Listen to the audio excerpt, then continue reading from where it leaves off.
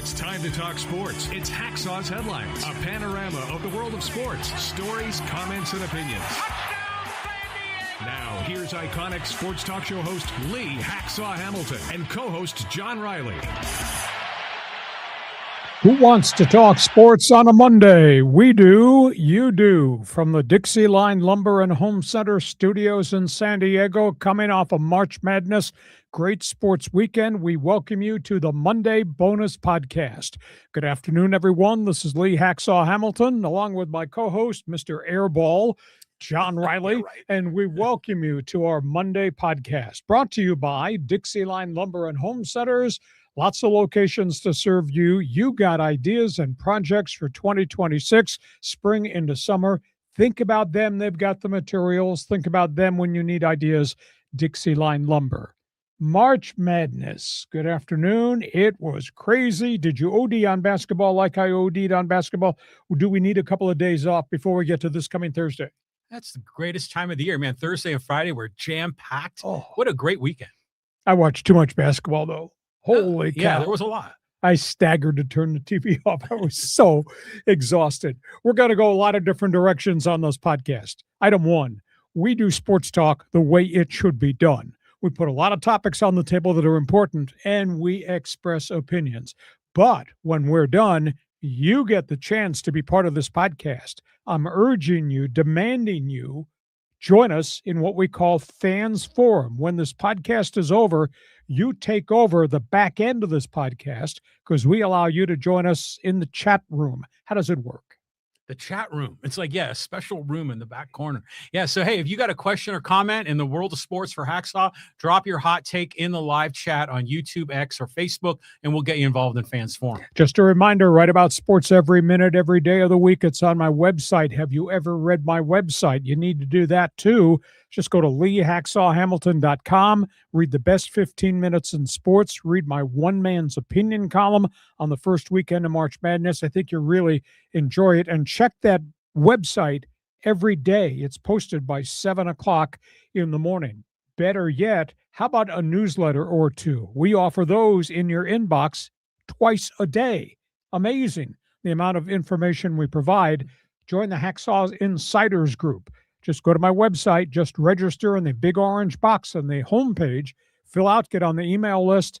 It will guarantee that you will get 2 newsletters a day, every day, Monday through Friday, courtesy of this podcast. So we do a lot of different things on social media, but Fans Forum is really important. We urge you to get ready, ask a question, make a statement, stand up, sound off, take a shot if you have to. Fans Forum coming up at the end of the podcast. John, let's talk hoops. Hoops. Yeah, like you were saying, we couldn't stop watching basketball all weekend. Did you watch basketball? I mean, your eyes going like this by Sunday night. You watch so much hoops. Let's just talk about March Madness. We want to talk about the games, the big wins in just a minute. Let's just talk about the upsets because that's part and parcel of what March Madness is. And there were some surprises along the way, Thursday, Friday into Saturday. I looked up, and St. Louis University, the Billikens, beat Georgia by 33. Georgia, Southeastern Conference Georgia, one of the haves, got beat by a have-not. That's a stunner. Then there was Miami of Ohio, play-in game. Red Hawks hit 16 threes. They sent SMU home in the play-in game. That was an upset.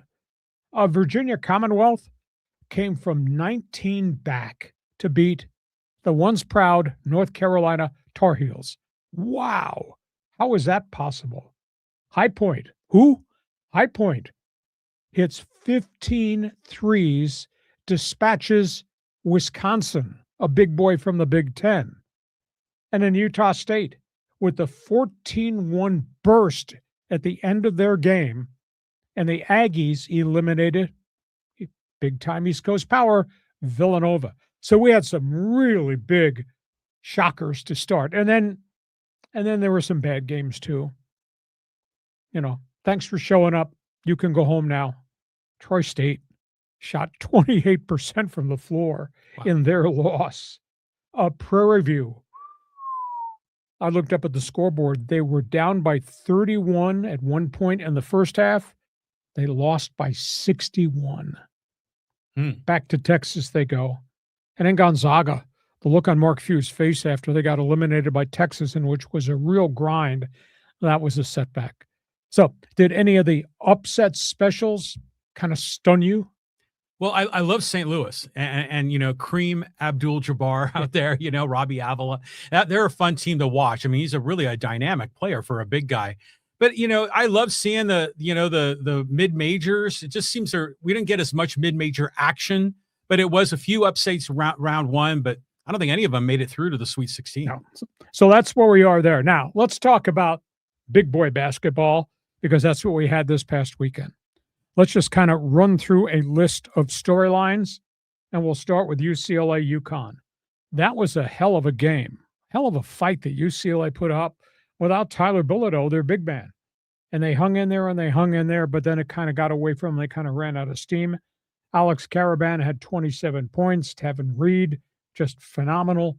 UCLA got gassed at the end of the game, but they hung in there as long as they could against a really good Connecticut Huskies team. And then there was Arizona versus Utah State.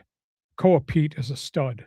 Arizona is so deep in terms of talent. And USU, they had a great year. They grinded and they fought to hang in there, kind of got away from them at the end. They just kind of ran out of minutes. I think they ran out of players along the way. Arizona's really good. We were treated to something really special here at Viejas Arena. What St. John's did, the show they put on, and that game with Kansas was spectacular. Now, it was ugly. I mean, you may love the artistic athleticism of basketball. This was at the polar end of the spectrum. This was really ugly defense along the way. Kansas had 16 turnovers in the game, but KU came roaring back, and then St. John's beat them on a layup with 1 second to go in the game. And Pitino just said business as normal. He walked off the floor. The rest of the arena is going crazy, and Pitino walked off the floor. St. John's a pretty good basketball team. I'll tell you the one that might be the really scary one has to be Arkansas. I mean, they have blown out 2 people now, and Derek Acuff had 36 in the second game of the tournament after scoring 23 in the first game. You talk about give me the ball, let me shoot threes. Acuff, Arkansas, real deal. Michigan Wolverines, boy, they got bigs. They got bigs coming at you wave after wave off the bench. Yex Lendenberg had 25 points as they won their second-round game against St. Louis University. And then there was Iowa State. That game with Kentucky, wow, all the lead changes. Then nobody played any defense. And then Iowa State just punched the blue bloods in the eye, gave them a black eye. UK, 20 turnovers in the course of that game. TJ Otzenberger, what a job he's done in terms of changing the culture of Iowa State basketball. Come play for me at Ames, Iowa. Where the hell's Ames, Iowa? Who wants to go to Ames, Iowa? A lot of good basketball players do in the upper Midwest. So Iowa State with an impressive win. And then Iowa in the final game sent the defending champion Florida Gators home, which I could have never, ever imagined. Hawkeyes hit a 3 with 4 seconds to go and a back and forth second half there. So I thought the games we saw second round Saturday, Sunday, man, that was really good basketball by really deep basketball teams. It's a good day to be a farmer in Iowa. Yeah. Both teams won, right? So that was special. I mean, especially seeing, Iowa take out Florida. I mean, have you seen that guy, that kid Ryu? I mean, the 7'9". Yes. I mean, dude's obviously a ball player, but that is unhuman. I mean, how big that guy is. Yeah, but he's not much of a ball player, hardly at all. I mean, that's the project of all-time projects. Yeah, to make him a basketball player. But I'm just looking at these other games. I mean, Arizona did what I expected Arizona to do. I mean, I still have Arizona Duke going all the way. I have Arizona winning it. So, but I was really impressed with Jared Calhoun's comments post-game. And he was talking about how he was surprised that his team, Utah State, had 28 wins, won the conference, won their tournament, and they were only a 9 seed. And he just thought it was a real disservice. He also commented about how it's an ugly breakup about Utah State and the other teams that are leaving the Mountain West to go to the Pac-12. So he had some very candid comments that I thought were really insightful on the presser. Yeah, it really was. And the Mountain West Conference normally would send an official from the conference to be part of the festivities at any of the regionals their teams are playing. USU was the only one playing in March Madness. Nobody from the Mountain West showed up. I just thought the whole thing was really ticky-tack. Yeah, that was some inside reporting by Ziegler on that one. And then what else? I mean, the Johnnies against Kansas. I mean, that was a rock fight. And that was, here at Viejas Arena. I mean, they put on a show. I mean, all the games here in San Diego were terrific. The 4 teams were really great. Yeah. And you had these Hall of Fame coaches, etc. So it was good. Here's the sad aspect. And you kind of just touched on it at the opening. We're going to the Sweet 16.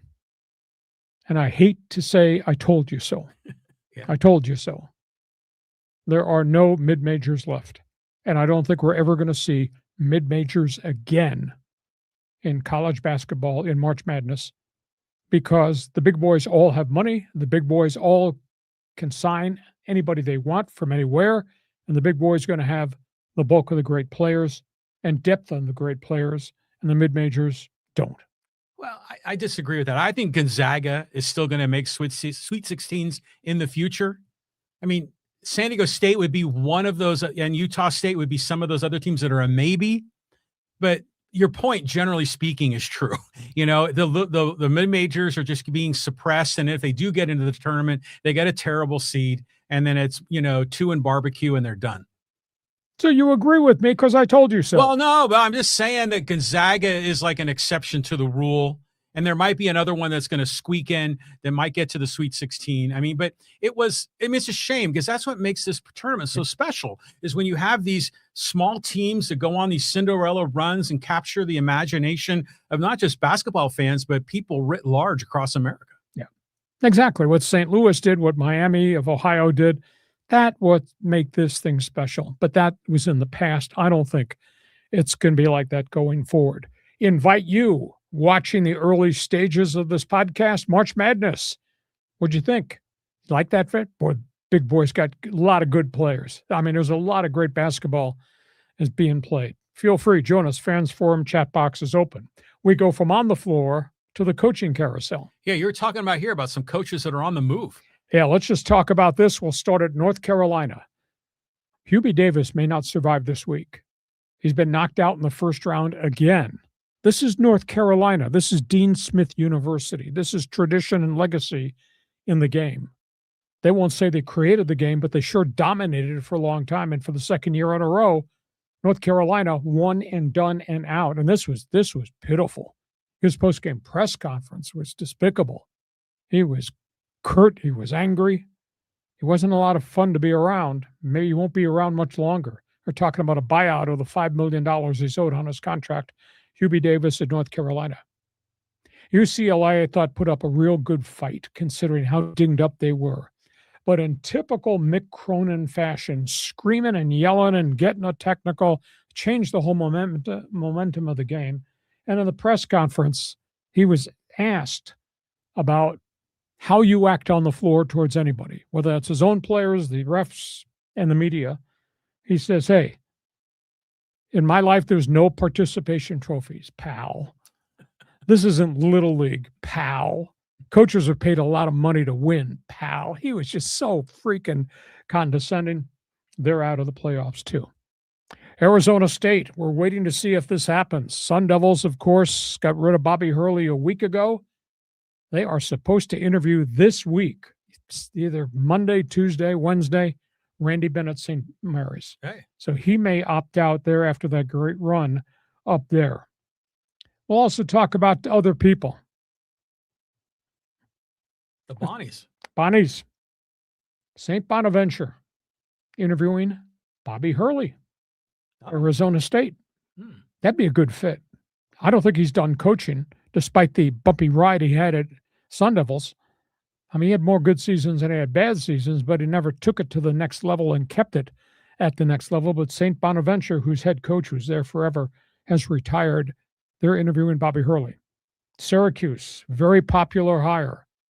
Jim Boeheim was there forever. They hired one of his assistants, Red Autry. It was a disaster. I haven't been to the NCAAs in 5 years. They've just hired Jerry McNamara, the guy that put Siena, tiny Siena in Albany, New York, put them in the NCAA tournament. So Jerry McNamara goes to Syracuse.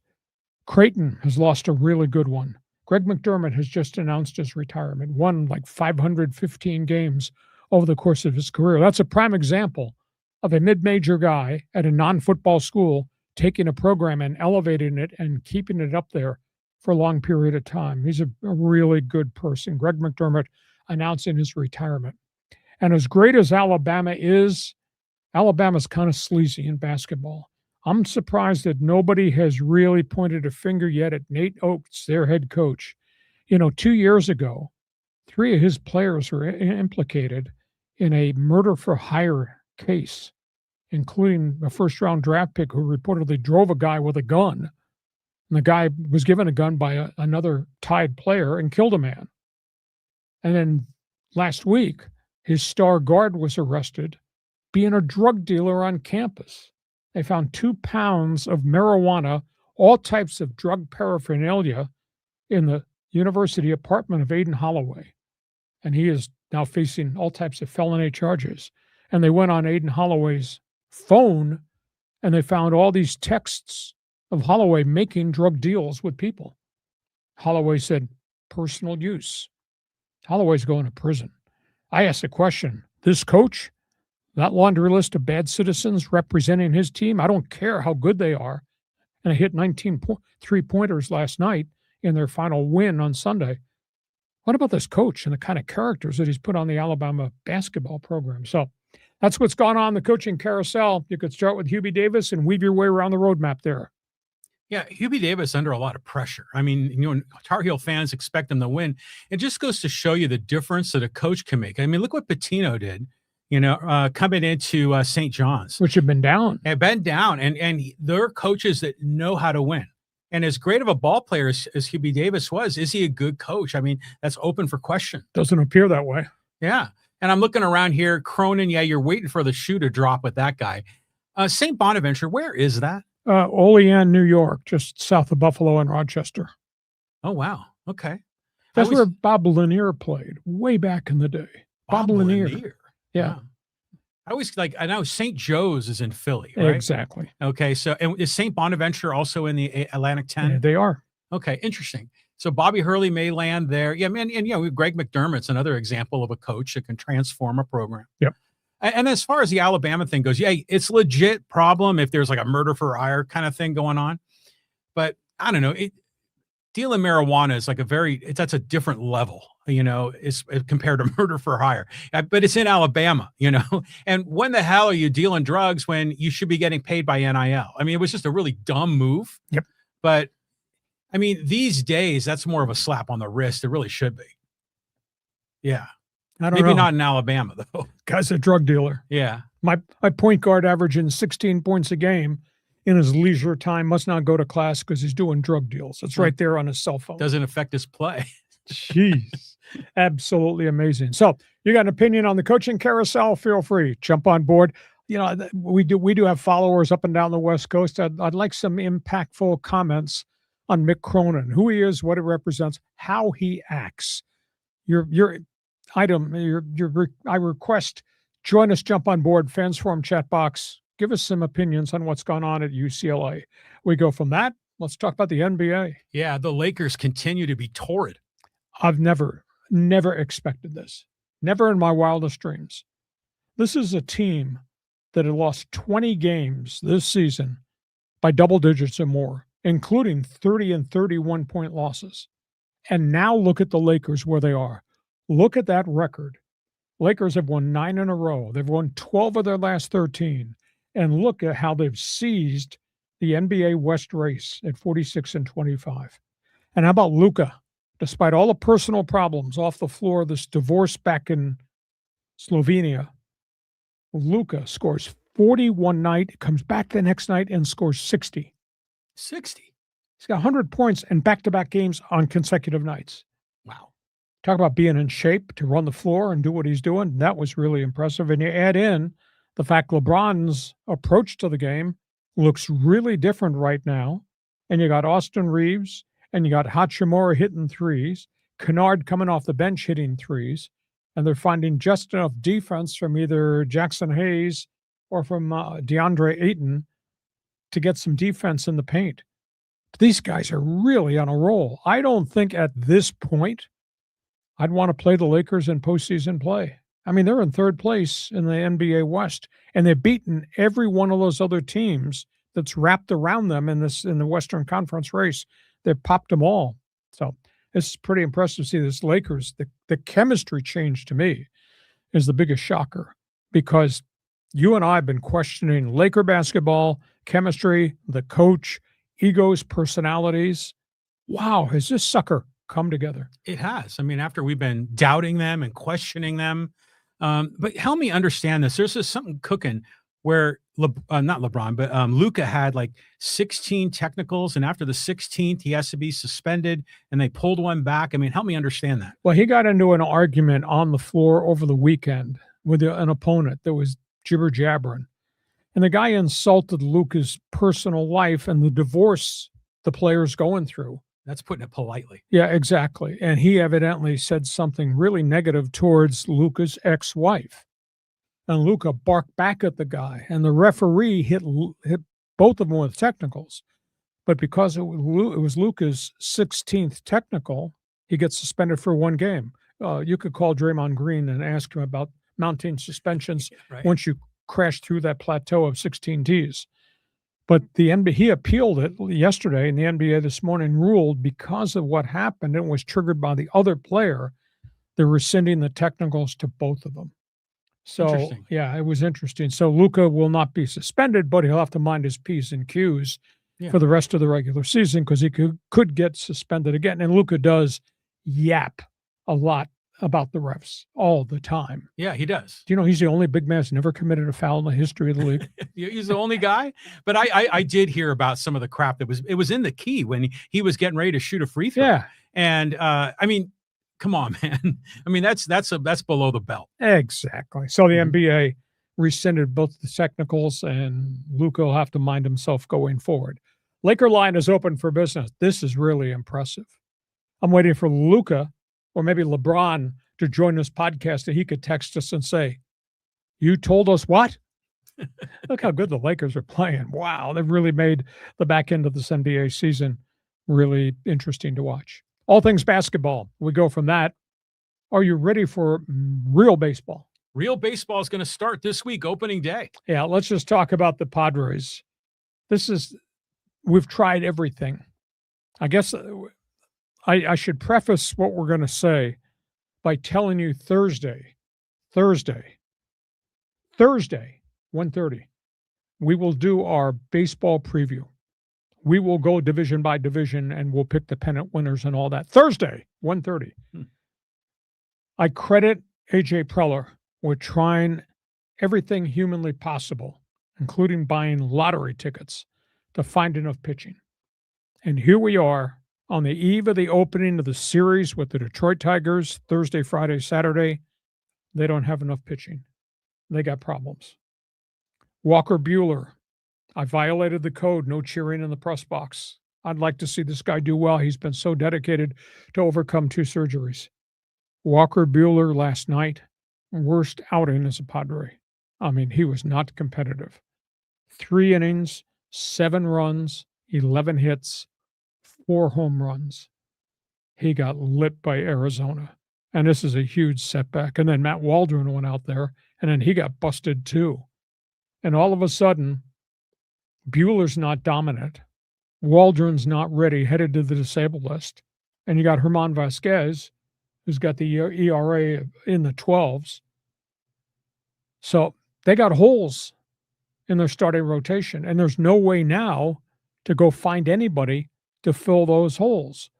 And we had kind of saluted A.J. Preller for buying lottery tickets, thinking, well, maybe he hit the jackpot with a couple of these free agents that he got off the street just as spring training started. And not one of them has shown he's been able to be what he used to be. Now, you got to be patient with him. Buehler's going to be in the rotation. I don't know that the final determination's been made about Marquez, but if those are part of your starting rotation, you got a problem. And then you add into that, I don't know what they're going to do with Ron Marinaccio. He has no options left. He's pitched well, but there's not a spot for him, I don't think, in the bullpen. And do they move him, make a trade? Or do they just give him the ball and say, go out and give me a couple, 3, 4 innings, and we'll make it a bullpen day? Maybe they have to put him into the rotation. Maybe they put Kyle Hart, who has had a really good spring. They're going to force him into the rotation. I just don't think that the Padres have enough starting pitching. So we got the problem with Buehler. We got the problem with Marquez. Obviously, there's no Joe Musgrove coming back immediately. They've given up on Marco Gonzalez. Tristan McKenzie's being sent out. J.P. Sears has been optioned out because he hasn't pitched very well, but he had options left. So that's one way to open up a spot on the 25-man roster. And the Musgrove situation, I want to wait to see what they do by Thursday, because if they put him on the 15-day DL, I understand it. But if they put him on the 60-day disabled list, that means the setback was much more severe than they let on or we even realized. Mm-hmm. And he's done nothing since March 6th. And here we are headed to the last week of March. So it's a big setback. And in terms of Michael King, he's shown he can give him 3 quality innings, but he's not been able to do anything beyond that. He was out there between 80 and 90 pitches in his last start. He just was not sharp, and he got whacked all over the field. So, I mean, we're sitting here with a starting rotation of Pivetta, who we trust, Randy Vasquez, who for the most part had really good starts in the spring. That's 1 and 2. King, 3-inning pitcher. No. That's your third starter. And what are you doing to 4 and 5 now? I mean, they got problems. They tried so hard buying lottery tickets on these guys, and not one of them's worked out at this point in time. So I would have never thought we would have gotten to opening week of the season with so many question marks about Padre pitching right now. Good news, Ty France made the team. He hit his way onto this team. Good news, I love their bench. I mean, between Ty France, Castellanos, and Miguel Andujar, what they've got coming off the bench, those are proven hitters who are going to play a lot of different positions for them. So I'm pleased with that. But this pitching thing it's like a neon light flashing in front of me that they're not ready for the start of the season. Okay, you are allowed to do this podcast with your heart, but sometimes I'd ask you to give me an answer with your head. Well, I wonder if you have a cold heart, because it's not as bad as you're making it out to be. Now, granted, it's not perfect. This rotation's got question marks. Where am I wrong? No, but you're writing Walker Buehler off like he's finished, and Germán Marquez finished. I mean, Buehler is reinventing himself, and that's going to take time for him to kind of, he's kind of throwing the sweeper for the first time in a long time now that his elbow isn't barking. He's throwing way more off-speed stuff. Mm-hmm. I mean, for all we know, he might have been experimenting with some things. He already got, the promise that he was going to be in the starting rotation. And then Marquez, you just think about Marquez, is he spent his whole career in Colorado. And coming here to pitch in San Diego, I mean, that's going to be a big benefit to him. I don't think he's going to be nearly as bad as he was last year. That was a really bad year for him. Yeah, but he's had 5 starts on spring training, only 1 decent appearance, and the rest of him he's been rocked. And I'm not banging on the guy. The guy's a victim of injuries. I'm not banging on Buehler. I'm a big Buehler fan.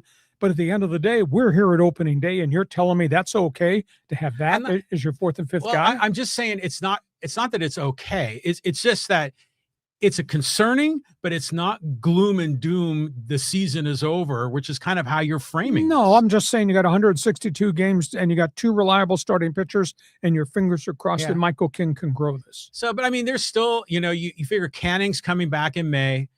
Musgrove, I don't know. I mean, there's still an outside shot. I hate to say this, that I wonder if Musgrove is done. Like if his career is over. I mean, if he can't come back from the second Tommy John. I hate to say that. He's a great guy. He's only had 1 Tommy John, but this is a major. I thought this was his second. No, this is a major. Okay. It takes a long period of time. The words I always used around Musgrove was couched in parenthesis, patience. But geez, this has been a big setback because they thought they were doing all the right things there. But I'm with you on the bench. In fact, I said it before, a few weeks ago, and I'll say it again. I like this opening day roster today better than the one last year. Now, granted, last year you had Cease, but he wasn't that great of a pitcher. You had Darvish. He was hurt a lot. You had Suarez. You had Suarez, but, Mason Miller wasn't there, and I'll take Miller over Suarez.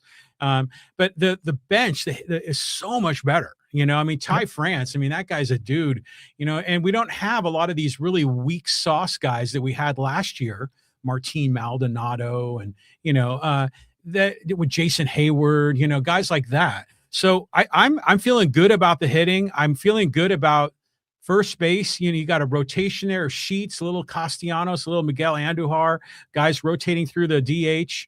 And then even last night, Cronenworth was designated hitting. Did you notice that? Mm-hmm. So I'll be curious to see how they move it around. What's your thought on leadoff hitter? Do you think it should be Cronenworth? That's what lately that's been the experiment. He's a spray hitter. Put him in, let him get on, let Tatis drive guys home. Let Tatis, I think, has had a really good spring.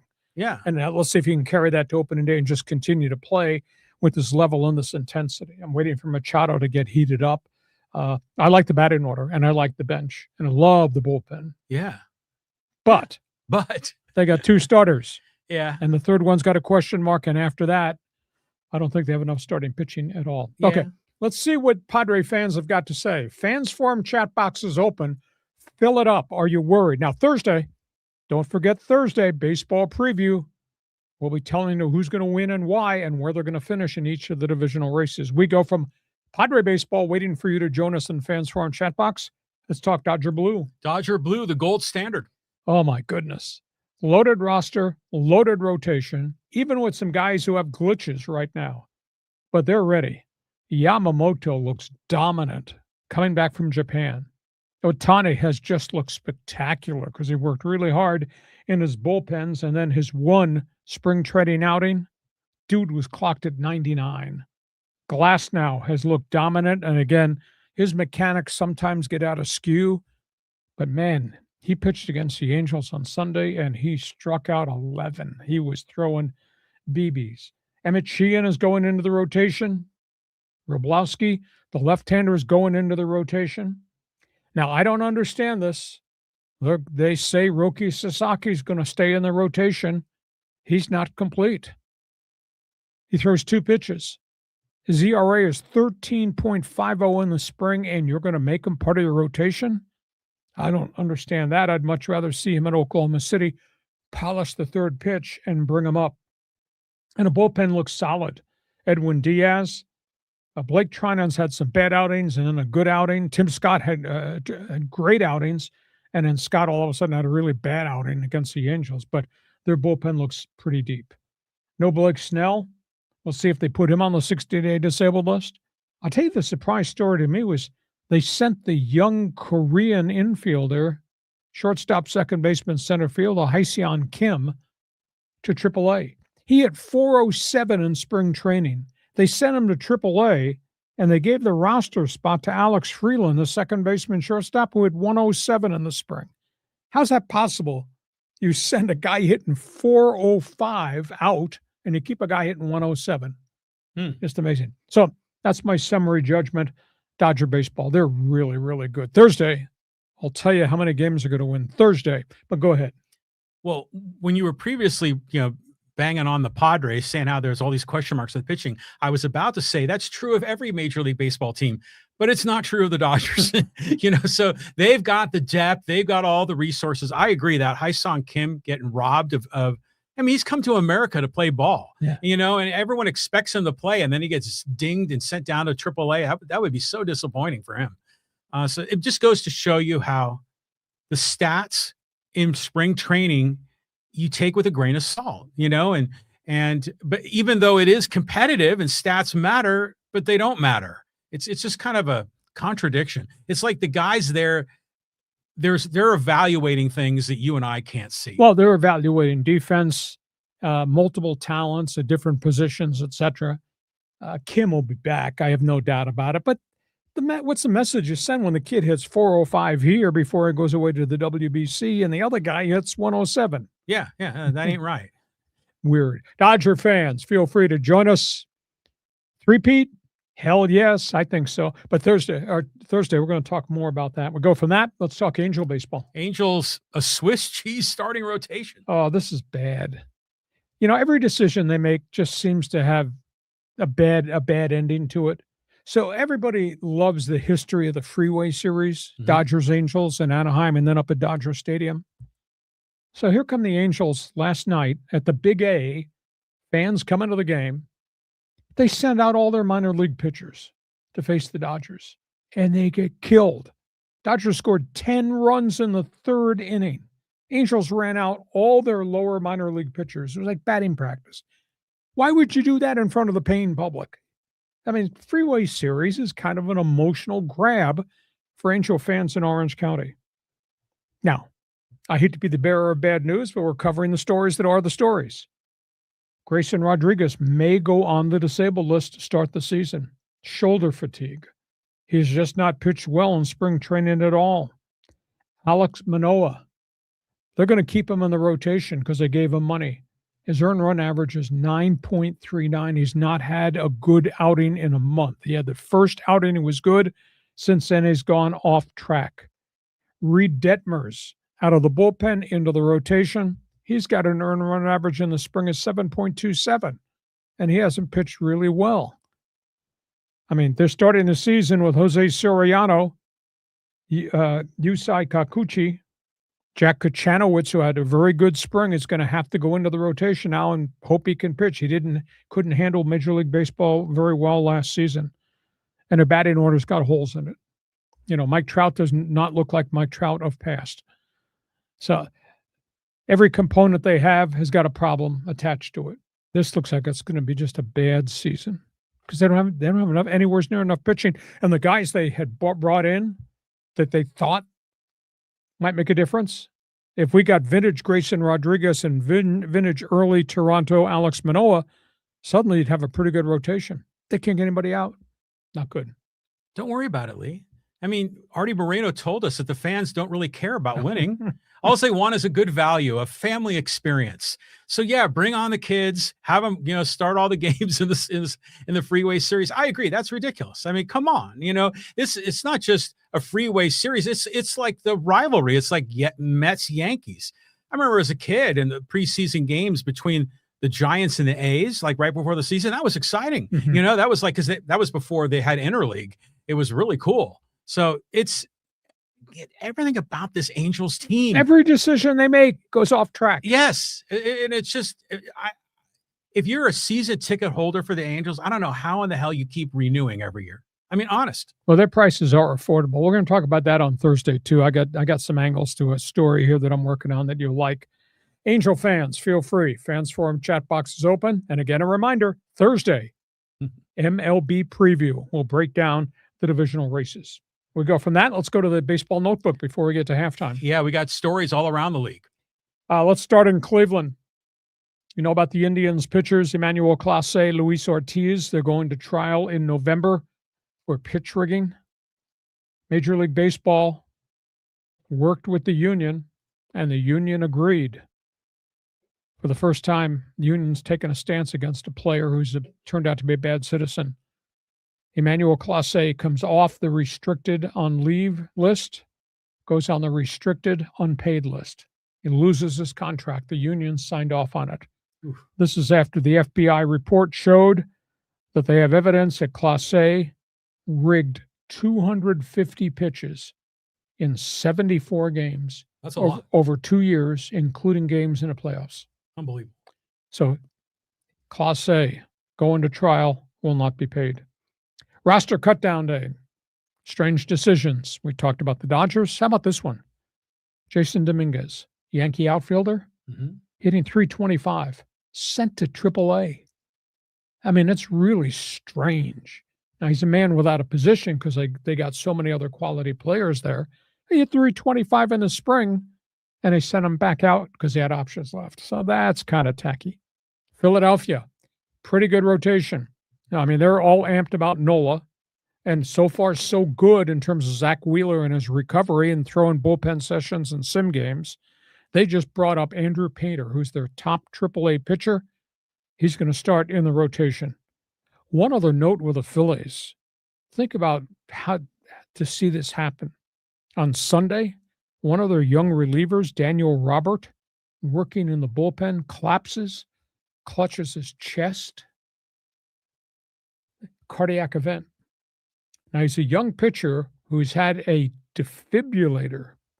Is that like a heart monitor or a heart pacemaker? Something like that. He's already had that inserted. And he went down in a crumbled heap like he was having a heart attack. Wow. And they got him to the hospital. They got his heartbeat. He's got a arrhythmia problem. They got it stabilized. But how scary would that be to see one of your top young pitchers go down in a bullpen session? Wow. So that's the story there. Arizona getting ready to start the season. Ooh, boy, all of a sudden. Is there something wrong with Zach Gallen? He has not been dominant this spring. He didn't have a great year last year. Diamondbacks brought him back on a one-year big money contract. He gave up 4 home runs this past weekend in his final start. And Merrill Kelly leaves the workouts. He's going on the disabled list. He's starting the season with a bad back. So Arizona's got pitching problems. And we don't have Atlanta posted up here, but this story just broke as I was coming on the air. 3 of the 5 starters in the Atlanta rotation are on the disabled list. Spencer Strider has just gone on with an oblique injury. And of course, they already don't have Schwellenberg back. And they had lost a 3rd young pitcher early in the spring with elbow surgery. Atlanta is just an absolute mess. They just can't keep their pitchers healthy. And Strider is, they got Chris Sale, and that's all they got. And Strider is such a warrior on the mound. He's had 3 different injuries now in the last calendar year.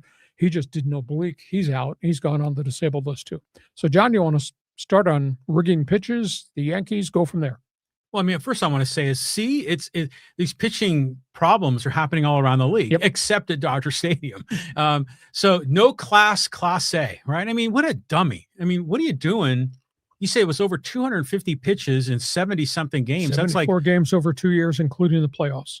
That's like 3 or 4 pitches a game, if I'm just roughly doing the math in my head. And they've got his cell phone texting the bettors in the stands that when he comes in the 8th inning, they're using hidden language when to throw the bad pitch.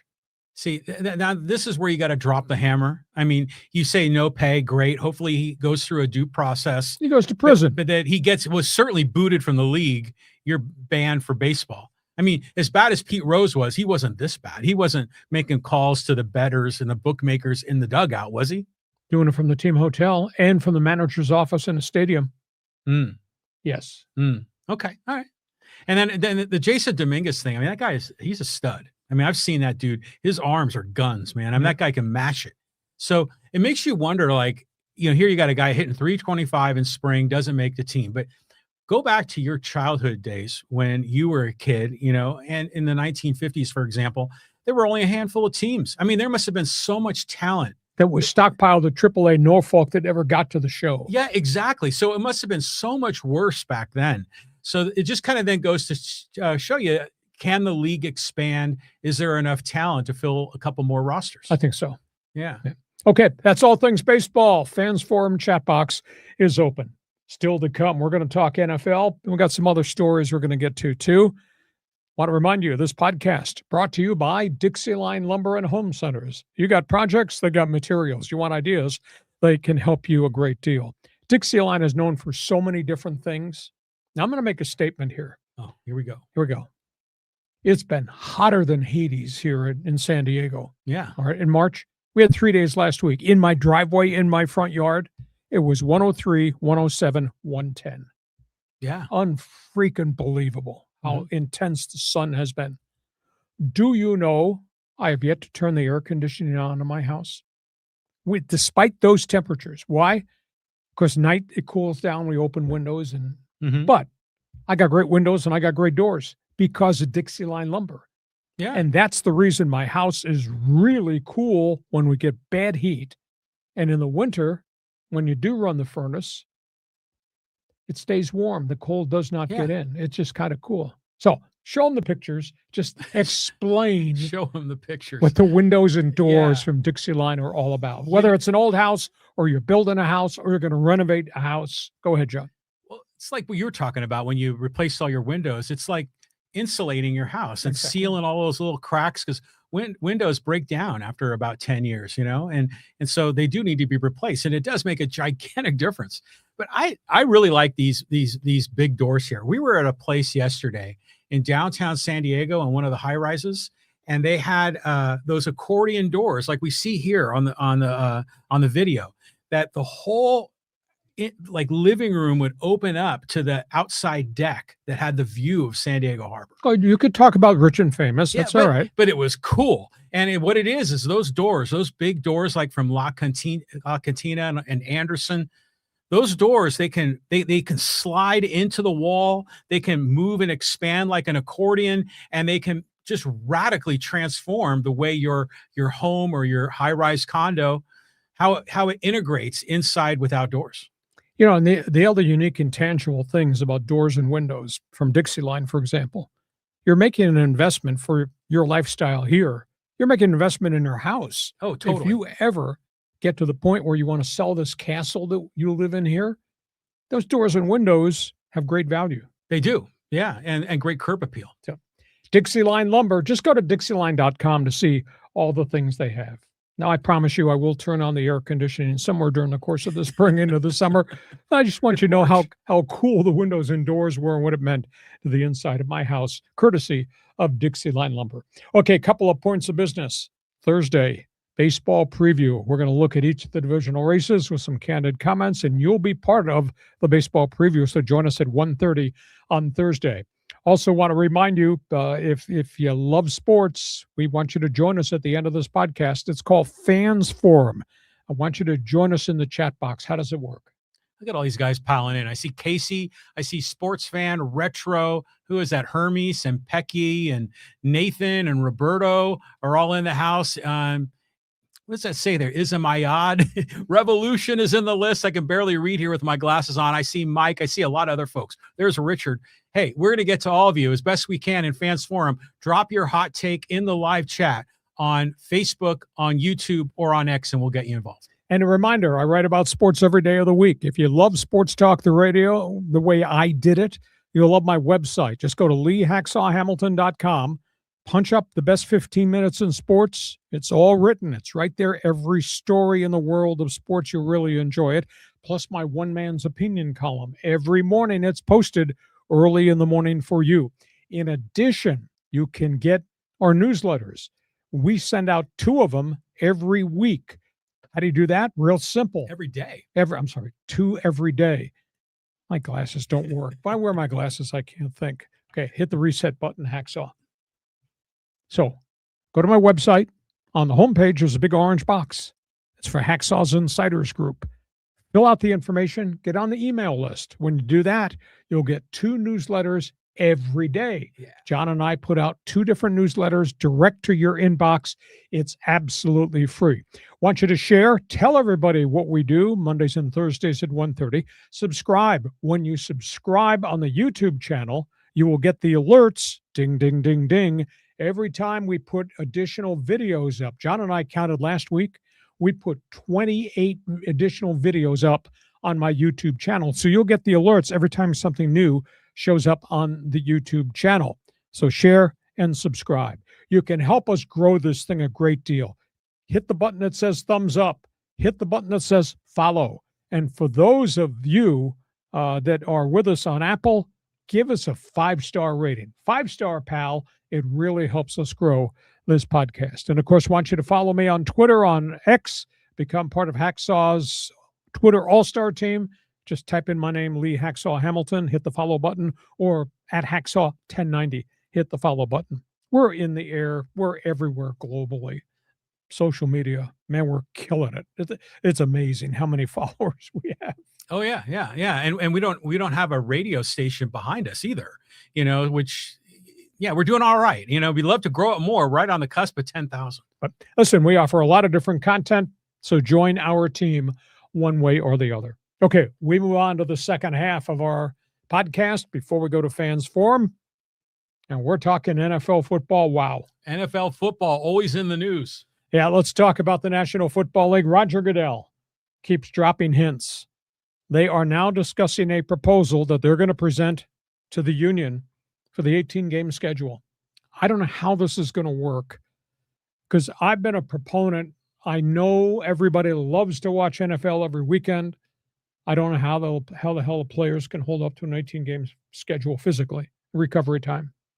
What they're proposing is a 17 game plan for every player, even though it's an 18 game schedule. Oh. You would play only 17 games.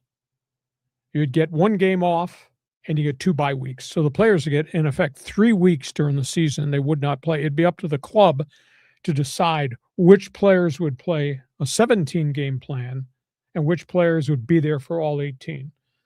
Do you sit your quarterback? I don't know about that. Do you sit your injured running backs? Yeah, maybe. Do you sit your left tackle? No, I don't think so. So anyhow, this is kind of bizarre. This is on top of money and things that will have to be exchanged and reworked if we go to 18 games. The union supposedly is dropping hints that we want a roster increase. We want an active game day roster increase. We want a taxi squad, developmental squad roster increase. Yeah. In essence, the union wants more money for the star players because there's an extra game, and they want additional roster spots, more money for all those players. Yeah. So that's the latest there from Roger Goodell. 17-game plan for players. The team would have to decide who plays 18 games and which guys would get the additional week off. I'm glad in Pittsburgh they have their priorities set straight. Do you hear about this? City of Pittsburgh School District Oh, yeah. has postponed classes for 3 straight days, the end of April. The 3 days of the National Football League draft is going to be held in the city of Pittsburgh. Yeah. Celebrate all things NFL, don't have to go to class. That's cool. Arizona. There's been a lot of conversation. We talked about the story about a month ago, the terrible tragedy of Rondale Moore, the young wide receiver that killed himself an hour after texting friends and cracking jokes. A.J. Green, longtime NFL player who knew Rondale Moore, just ripped the union. He says the union is all about getting all the money they can for every player, rightfully so, but the union's not taking care and paying attention to the mental health of football players. And used Rondale Moore as the prime example, that mental health is really, really important. Kansas City, it's been a weird offseason from a roster standpoint for the Chiefs. Obviously signing the Super Bowl MVP, running back Kenneth Walker, but they lost a ton of players on the back end defensively. They're about to make a move. They are negotiating with legendary Pro Bowl defensive end Cam Jordan on a 1-year rental from the New Orleans Saints. Eagles, a lot of noise out there. This A.J. Brown trade's going to come down. It's going to come down sometime at the end of May or into June for salary cap purposes. Can't believe they're going to trade a 4-time 1,000-yard receiver. But they're talking A.J. Brown. Cleveland is in the mix. They're talking to New England. They're talking to the Rams. He's going to be traded, which to me is just a stunner in Philadelphia. New York Giants. This is terrible. Why would he say this? Why would he even think this? We're talking about the very popular running back Cam Scatterbo. So he goes on a podcast with friends, and they're talking about injuries and all that. And, of course, he got hurt this past season, which wiped out half the season after a great start to his rookie year. And he starts making comments about concussions and CTE. Cracking a joke, you guys just need to toughen up. He makes a crack about asthma. That shouldn't impact your ability to play. And I'm thinking to myself, how tasteless, how uninformed. And it's just, the light bulb goes on. And I like the kid. And the kid's a really fine, tough guy running back. Sure, sounds off, he's coming off like a dumb jock. Why would you say anything about concussions and CTE and make a joke about it like the player's not tough enough? If I gave you the phone numbers and the home addresses of the 2 Charger players that I'm close friends with, that I try to help their family with, who have concussions issues in retirement and believe they're going to die of CTE, if I gave you their address and said, go visit them and tell me you can joke about it, God, I was so upset with this. And I like that kid, but why would you do something so tasteless? Seattle. Wow. welcome to next level up on the pay scale. Jackson Smith-NJIGBA, they're a great wide receiver. That's a spectacular player. Just signed the richest contract in the history of the NFL at wide receiver. Average pay, $42 million per year for Jackson Smith-NJIGBA from the Seattle Seahawks. So we got a lot of different things to talk about in the National Football League. So you're going to play all 18 games on my team, or do I have the right to give you the ticket to be part of the 17-game plan? It's an interesting idea. I've never heard this one before. It's bizarre. But it's cool because the fans want more games. The owners want more money. Okay, but I get it. The players, their bodies can only take so much. So it's almost like, as from a player's point of view, it's a bye week, right? Mm-hmm. And those kind of alternate, or there's some sort of a round robin with who gets the bye that week. But it's also kind of like a vacation day, So I think in the end, this is like a good marriage. But in order to do it, you'd have to do it in such a way that everybody has to go through that rotation. But then, to your point, would it apply to the quarterbacks? And people pay big money to go see those quarterbacks more than any other player on the field. Yeah, and the left tackle is as important on the field as your quarterback is. So, yeah, are you going to take your quarterback out for one full game, or you're going to do that with your left tackle, or you're going to sit your star running back? I don't know how you would implement it. Yeah, there's details to work out, but they're on to something, I think, here. The whole Steelers thing, isn't that a really bad message that the school district says, football is more important than elementary school? That's not right, especially in Pittsburgh. Doesn't it rub you the wrong way? I thought it was kind of novel. It's kind of weird. It's just they're in there for the draft, and I know the draft has turned into a big event these days, but that just seems odd to me. But everything else, it's just interesting how this sport stays in the news every day of the year, 365. Oh, on the Cam Scatterbo thing. Yeah, stupid comments to make. I agree. That was dumb. But, he's a young man. He likes to think of himself as a tough guy, more so than the average running back. So I can see why he might be full of himself and saying that sort of thing. But just talking about injuries and everything these players go through, I was reading this article, and I can't remember, was it called like dry needle? It's like a form of acupressure or acupuncture. Where they drive these needles deep into the muscles of these NFL players, and it works way better than a massage. Yep, for blood flow. Exactly. I didn't really know that to that detail. And what about your comment about Rondale Moore, Arizona, the union, and the criticism from legendary wide receiver A.J. Green? Yeah, we got to take care of these players. This is modern gladiator games here. We've got to have, people have got to speak up. And I just wonder, again, going back to the tough guy culture, do the guys in the locker room, do they want to cover for their guy and try to pretend it's not as bad as it is? Or, what's the dynamic in there? Are people really looking out for each other? I don't think they are. And, the union should be looking out for the mental health care. And that message has to be delivered from the union to their clientele. Agreed. So that's where we are there. You got a comment about the NFL Notebook? Fans Forum chat box is open because we do sports talk the way it should be done. We cover stories, and then we have opinions on those stories. Let's go from that. Let's talk college football. Yeah, we got some spring football with San Diego State and the Oregon Ducks. Aztecs, first day on the field today. 51 new players. Quarterback competition beginning. Jaden Denegal, totally healthy after getting hurt opening day and then re-injuring the shoulder later in the season. He's back on the field throwing.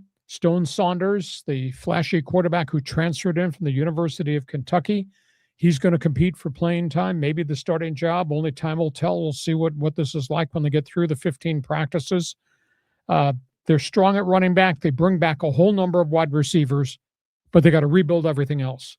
They have such a massive challenge ahead of them to find the right offensive lineman, rebuild the defensive front, and go replenish the award-winning secondary, because all but one of those guys is gone. So it's a massive challenge for Sean Lewis. The other story is out of the University of Oregon, where spring football has started, and this all entails mental health too.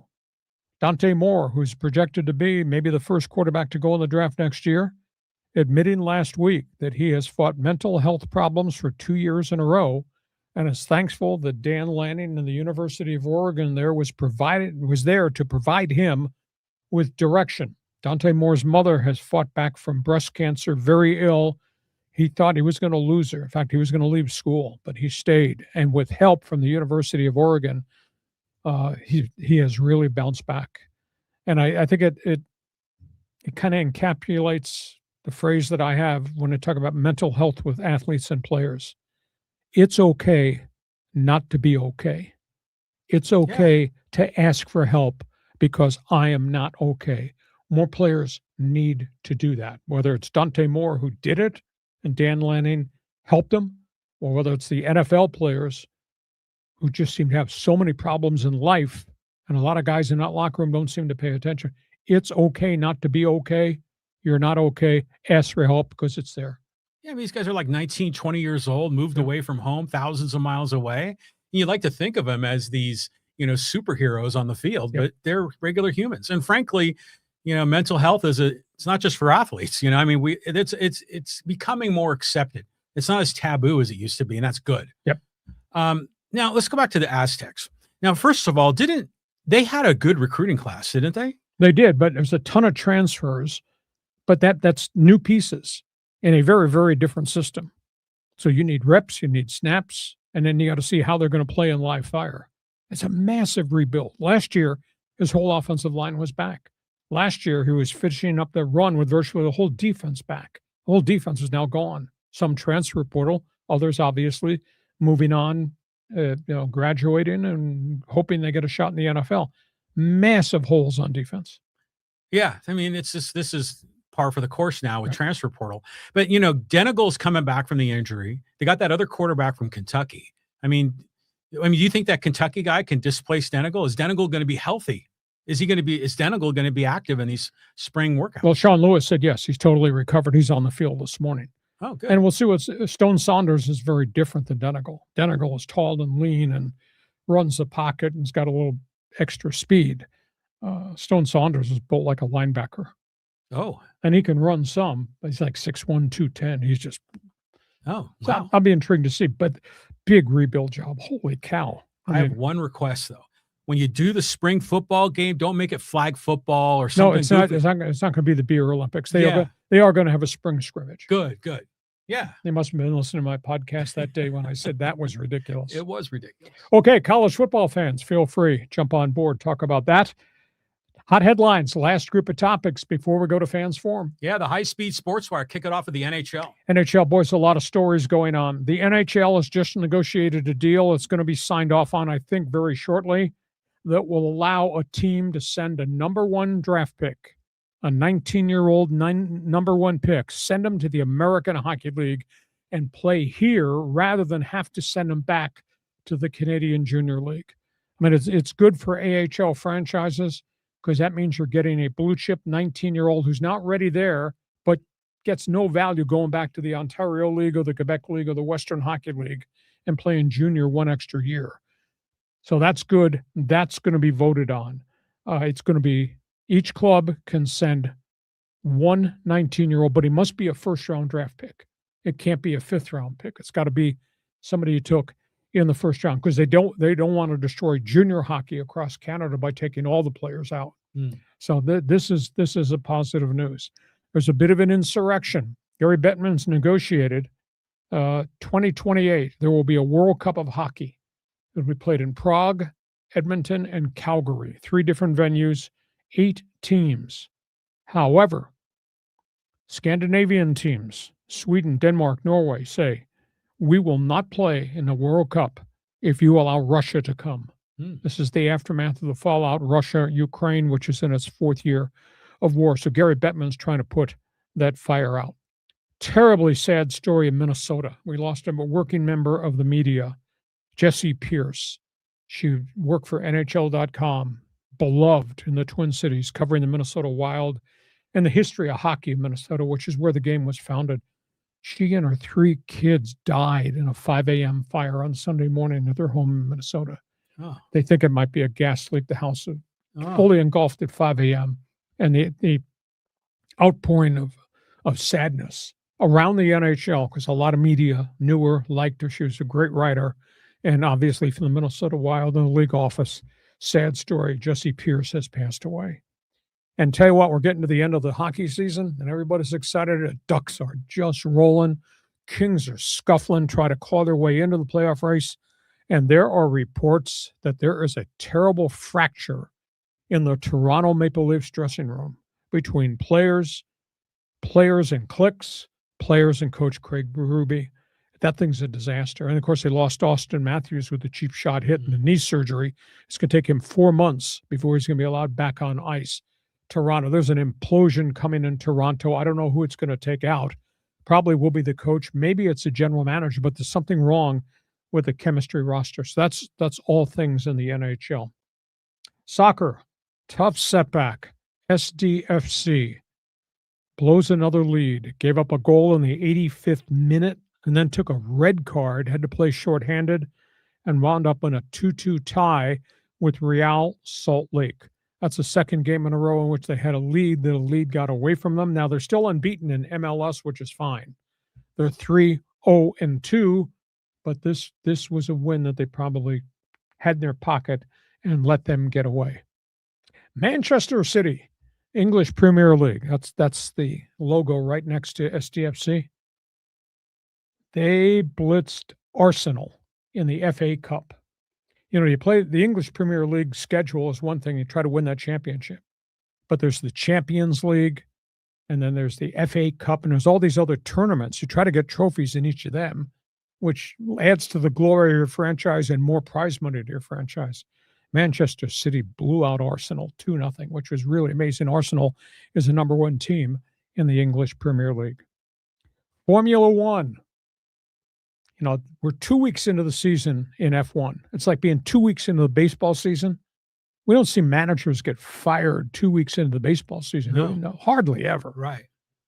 Formula One, Aston Martin, which has been a total disaster this year with a new car.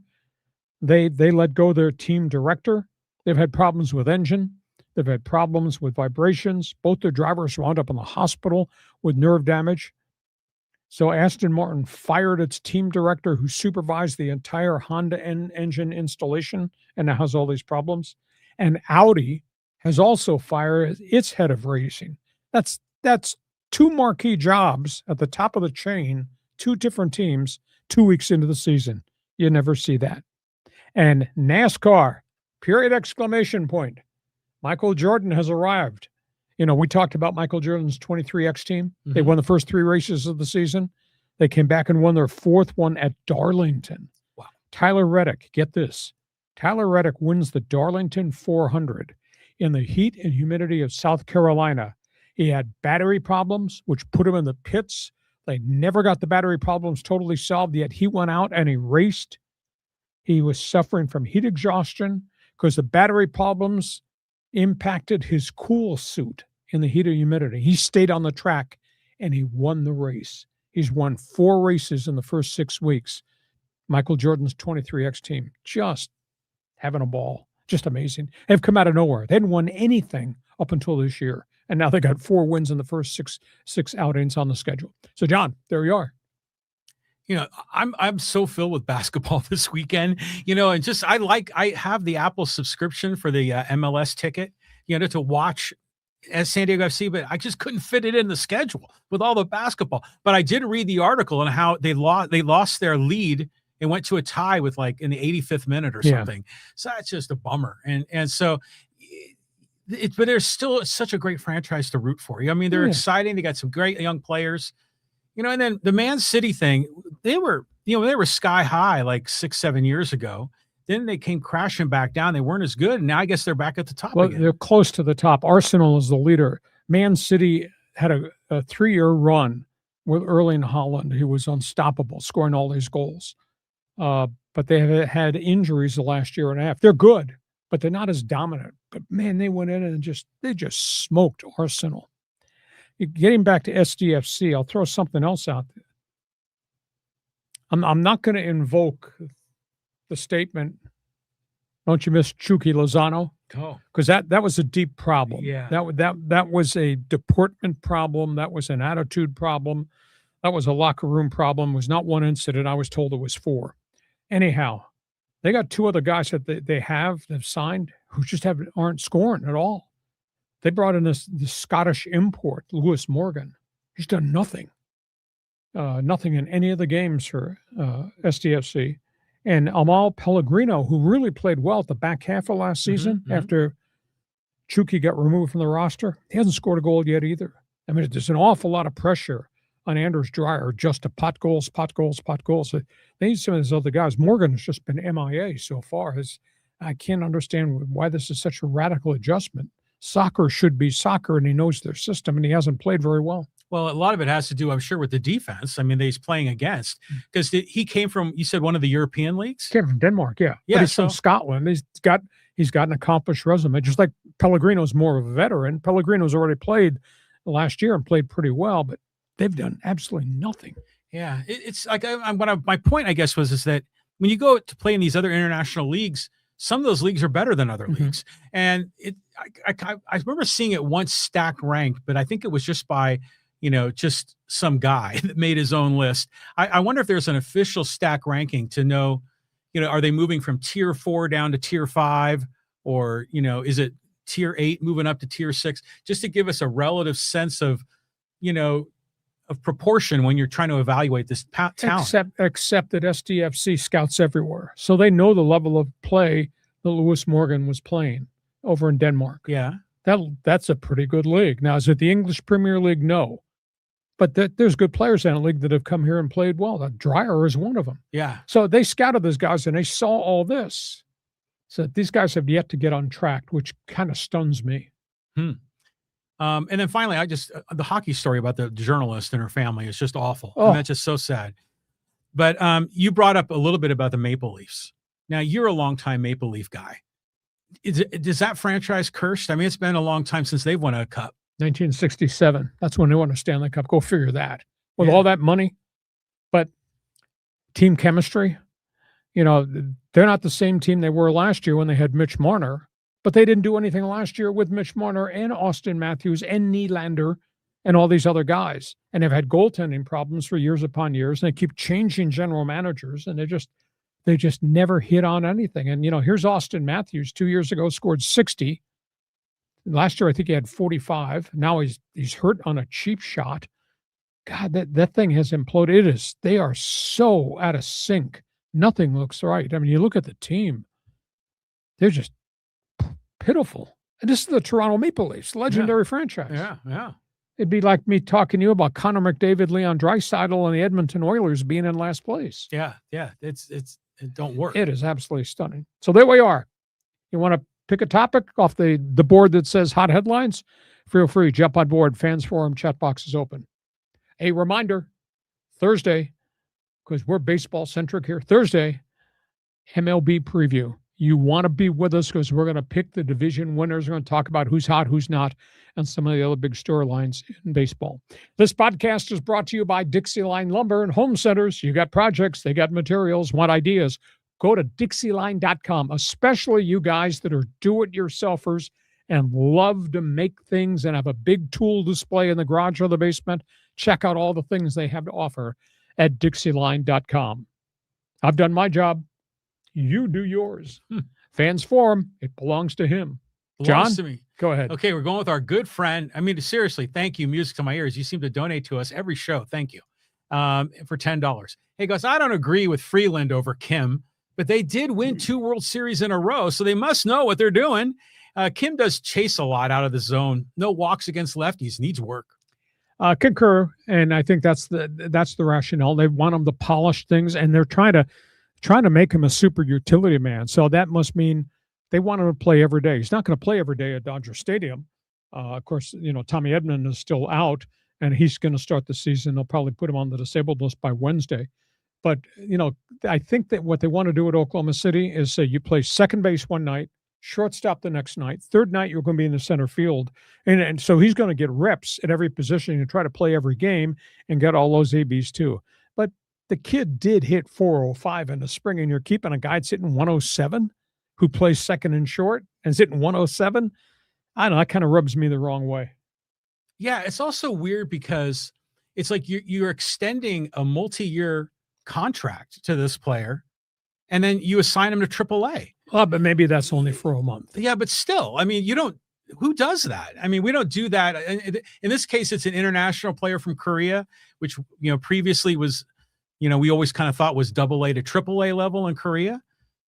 So, yeah, I mean, it's just weird if you're going to make that investment and you just stick him in the minors. I mean, they almost talked a little bit about that with Ha-Sung Kim on his first year as well. So they stuck with him, and his first year was terrible. When the Ha-Sung Kim that was here hit 202.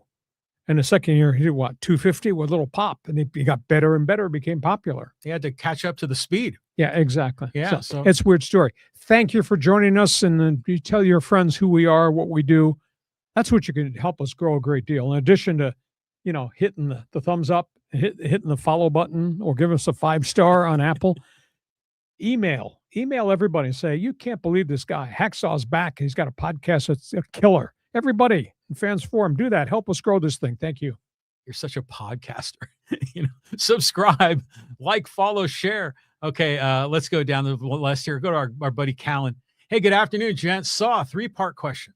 If you had to pick the new Padres owner, who's your pick? Which group do you believe Breeze and Cunha attached to? And did Sy or Mansour put in a bid at all? I was led to believe Sy had conversation. Now, whether he backed away or not, I don't know. Sy did sell some of his other sporting ventures, I think, about a month ago. And when I saw that note, that led me to believe, well, Sy must be linking up, or maybe he's the 5th dark horse that we'd never heard about. But nothing's happened on that front. I would think the group out of Houston, is it Kreidler? What's his name? I can't recall. David Fidkin. I think he's got the inside track because he's really been active. I don't know where Joe LaCobb of Golden State is right now. He's obviously got credentials, has always had interest in baseball. I would think it might be one of those two guys, the guy from Houston or LaCobb from the baseball area. It's going to be a process because second bids are coming in. I think the first week of April, they want a second bid. And then obviously they'll make a decision sometime in mid-April, I think. Okay, let's pretend that you're a billionaire. Would you ever want to own a professional sports team? If I had billions and billions, yep, I guess probably. Would you be a meddler like George Steinbrenner? I'd be pretty good at what I do because I pay attention to detail. You do. I'm not volatile, but I have no idea. I work too hard for my money. I don't think I'd give my money to anybody else. Okay. But again, I'm not like you. I don't live in a castle in a gated community. Would you buy a team? I mean, it's like the ultimate toy, I mean, if for an adult. But you run it as a business because you need to have success. Well, yeah. Well, but hopefully one of these guys is like Peter Seidler, that his heart is all in and he wants to slay the dragon up north and wants to invest in this team to bring a winner to San Diego and be a hero and have a statue made in downtown. That's what we need. Well, that's what we need. We'll see. These guys, obviously, anybody that's going to pay $3.5 billion, because that's supposedly the price has just gone up and up and up. Well, there was a recent evaluation. They're number 10, and I think in baseball valuation, and I think it was ranked at 3.1. Yeah. So you figure they're going to ask for more than that. Yeah, this could be $3.5 billion. What's the credit limit on your card? A lot less than that. Okay. All right. Thank you for joining us, Callum. Okay, let's go to retro. Hey, Arkansas, our channel in 1994. It won't surprise me if they end up in the Final Four. Tell you what, they got firepower. We Arkansas basketball is known as 40 minutes of hell. Remember that? Nolan Richardson. And I mean, they got a great basketball tradition. That starts way back with Eddie Sutton and what he became. But this Darius Akoff, he had 36 the other night, 23 in the first game. A lot of firepower, a lot of athletes. So Arkansas is pretty doggone dangerous. I mean, now moving to the Sweet 16, it's going to be fun. Yeah. It's going to be great. I mean, it's interesting is like Arkansas, you kind of forget they're in the SEC, right? And then I remember Musselman was there and he had a nice run. Sure. And then he jumped ship. Yeah. Came out to USC. And how's that worked out? That's not working well. He should have never left. What he brought was energy and different. I mean, he was vibrant, just like Nolan Richardson, who I liked a great deal, was really vibrant. And Nolan Richardson recruited kids that all wound up in the NBA. So it is weird. Arkansas was originally a member of the Southwest Conference, and they were a very good football program too. But they always got treated as an outsider because they were across the state line. They were not in Texas. And that's the Southwest Conference, and that was Texas. Yeah. Yeah, well, back then it was also Texas, Oklahoma, Nebraska, and Arkansas was kind of an outsider. But Arkansas was good. Now your old colleague at 690, Billy Ray Smith, didn't he go to Arkansas? Yeah, his dad played at Arkansas. Billy Ray was an All-American defensive end. Okay, so both of them played there. Yes. Both Razorbacks. Yeah, right on. Yep. And Billy Ray was a Texas kid who crossed the state line and went to Arkansas. Oh, okay. Yeah. But to me, it was shocking that they left the Southwest Conference because they were damn good. Yeah, they were. Yeah, yeah. Okay. What a program. It's one of the ones you kind of forget about. Yep. Okay, let's go to Richard, Fans Forum. I find it hilarious how MLB teams call out LA for ruining baseball. Watching LA Dodgers on the road, ticket prices increase 4 times their current price. Series sold out. The hypocrisy is a joke. Well, what's that favorite phrase when they say, okay, tickets for this series are this price and tickets for this series are down here. What do they call that type of pricing? Market pricing? Market pricing? Yeah, Okay. yeah. Supply and demand. Yeah. I hate the evil umpire, but we're going to sell out every game they play in our stadium so we can rake in all this money. And we're going to charge an excessive fee for it. That's what he's making reference to. Yeah. I get it. But everyone loves to have a villain to hate, right? And for most of these teams, it's the Dodgers. And granted. Well, right now it's the Dodgers. Back then it was the Yankees. And before that was the Red Sox. Yeah. And it's the same as, all these sports. It's the same thing in every sport. Whoever's spending the money is immediately the devil. And it's kind of interesting how, when the Dodgers are on the road, they're going to be selling out, but everyone wants to see Ohtani. Sure. They want to experience the Hollywood magic of the Dodgers. Yeah. It's amazing. I hope you enjoyed the season because we may have the lockout, and I don't want to see a lockout. I'm dead set against it. I think that keep the luxury tax, put the Florida spending in, everybody makes more money. There'll be different types of cost controls. But all you need to do, I wish I could tell Jake Cronenworth to keep quiet. He's yapping about, must preserve this. Salary cap is slavery. Bull crap. See how many players signed in NFL free agency for pay raises in the National Football League? And they got a hard cap and they have a floor to spending. That's what baseball has to get to. Maybe not a cap. Keep the tax, but make sure you get the floor to spending. Yeah. That's important. That's more important. I think so. Yeah. There's a lot of teams. If you want to go out and spend all your money and make a bad decision for the last 10 years, more power to you. You can't always guarantee you're going to buy the right people. So the Dodgers just happen to be perfect at everything they do. Right? They don't make mistakes. They don't make mistakes. It's remarkable. It's a well-run organization. Good. Thank you for joining us. Okay, let's go here to Nathan. Hey, is Ortiz going to spend any of Spanos' money in the right way? The Chargers need offensive guards mostly. Well, they got holes there, and they're going to need to draft edge rushers because they lost Owe to Washington in a mega contract. Khalil Mack's got 1,000 miles on him. He's got probably one more year left. So I would think if they could find the right offensive lineman, but they're drafting later in the first round because of the good season. I think they can find an edge rusher, but I'm terribly disappointed because Ortiz has done a great job in 2 drafts. Ortiz did nothing in this era of free agency, and there were so many marquee guys in the interior of offensive lines you could have signed. And then on top of not signing any of the marquee guys, he lost one. He lost Zion Johnson. Now, granted, Zion gave ground and regressed a little bit, but at the end of the day, and I guess maybe I'm in a minority, at the end of the day, they're less a team right now than they were last year when they won 11 games and got to the playoffs because of how the rosters changed. When's the NFL draft? April, I don't know, call people in Pittsburgh. What are the days the school's closed? I know exactly. I think it's April 23, 24, 25, something like that. One of the sports used to have a draft like in April and then moved it like to May or June. Am I? I thought that was baseball. No, baseball was always June. Baseball is always June, and then football is always April. Yeah, and basketball is obviously in the middle of the off season, the end of June. Yeah. Okay. Fair enough. I don't understand what the strategy was with the offensive line because the way they went into the free agent market. So clearly they must have their eyes on some of these draft picks, or maybe they've got some deals in mind that they'll swap picks, to get this. They probably have a top 3 or 4 of offensive linemen they want to get. Oh yeah. You go to the war room and they got this huge board. When I had access to the Chargers inner sanctum under Bobby Beathard, and before that with Steve Ortmeyer. They let me see stuff. I couldn't talk about it, but just give me background information. But they have boards. They have all the players listed, their top players, how they evaluate them, regardless of position. Then they go position by position. They have name tags. They have the top 5 quarterbacks. And then same thing with every position in the league. And then they have, on a far side of the board, they would have a list of names of guys that would be their first go-to guys as undrafted free agents if they were on the board. So they pre-plan everything. So if something screwy happens in front of them in the draft, they can say, okay, this is who we have that we really liked at this position, who's still available. Let's slot him in and take him rather than somebody else at a different position. I mean, there's a science to this evaluation. See, I love that. And it's so analog, it's like on a whiteboard with magnetic things. Exactly. And someone gets some tape out to make a grid.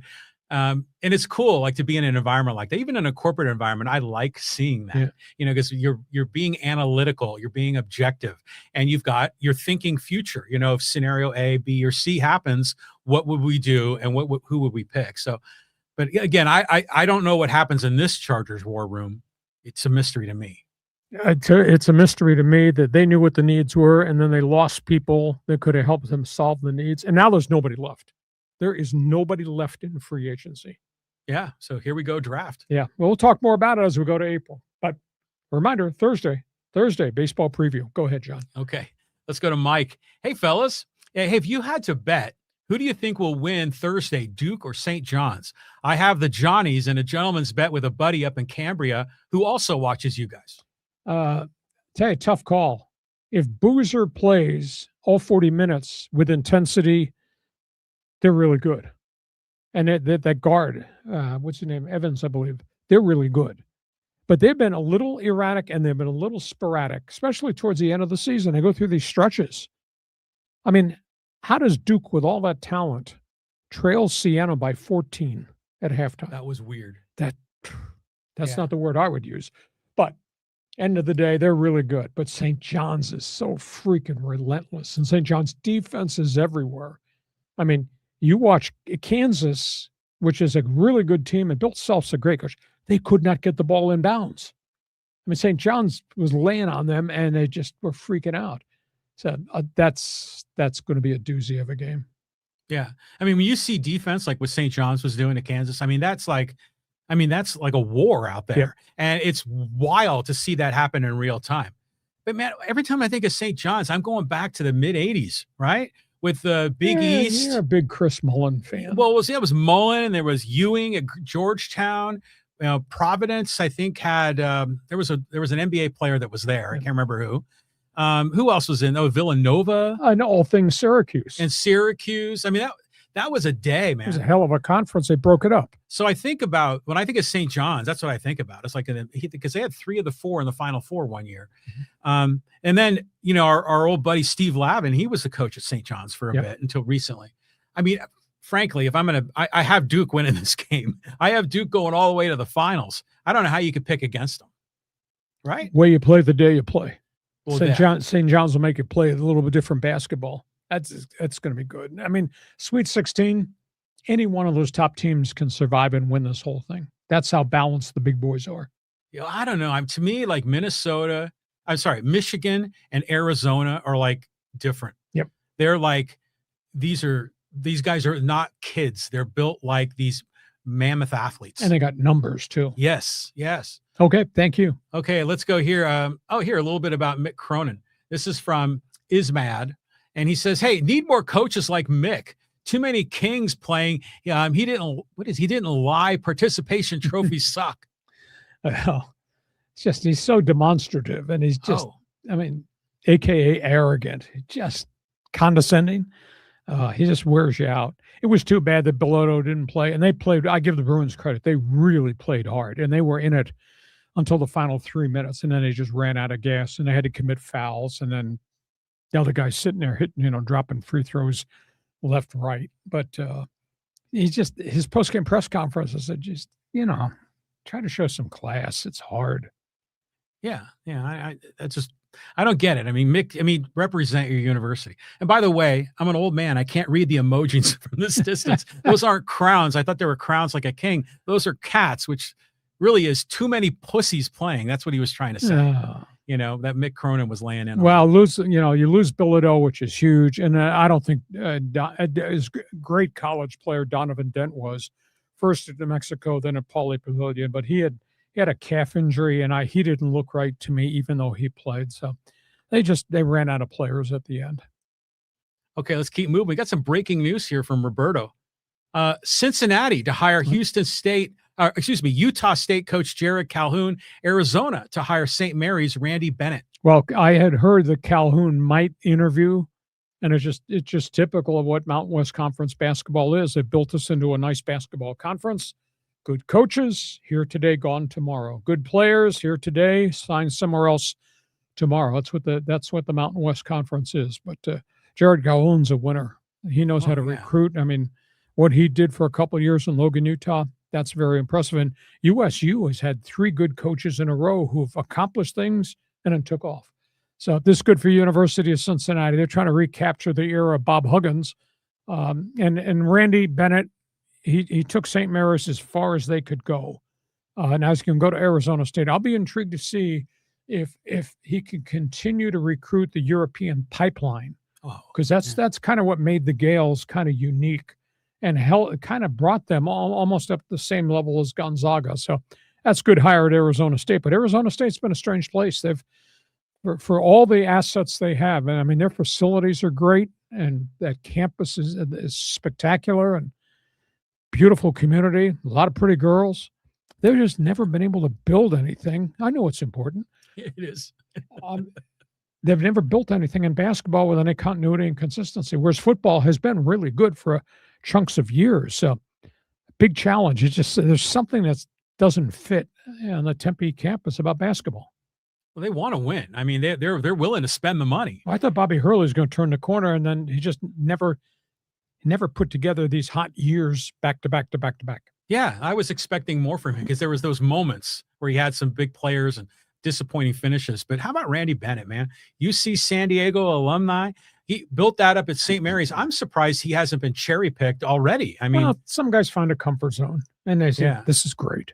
But the other thing, too, I talked about Calhoun earlier in the show.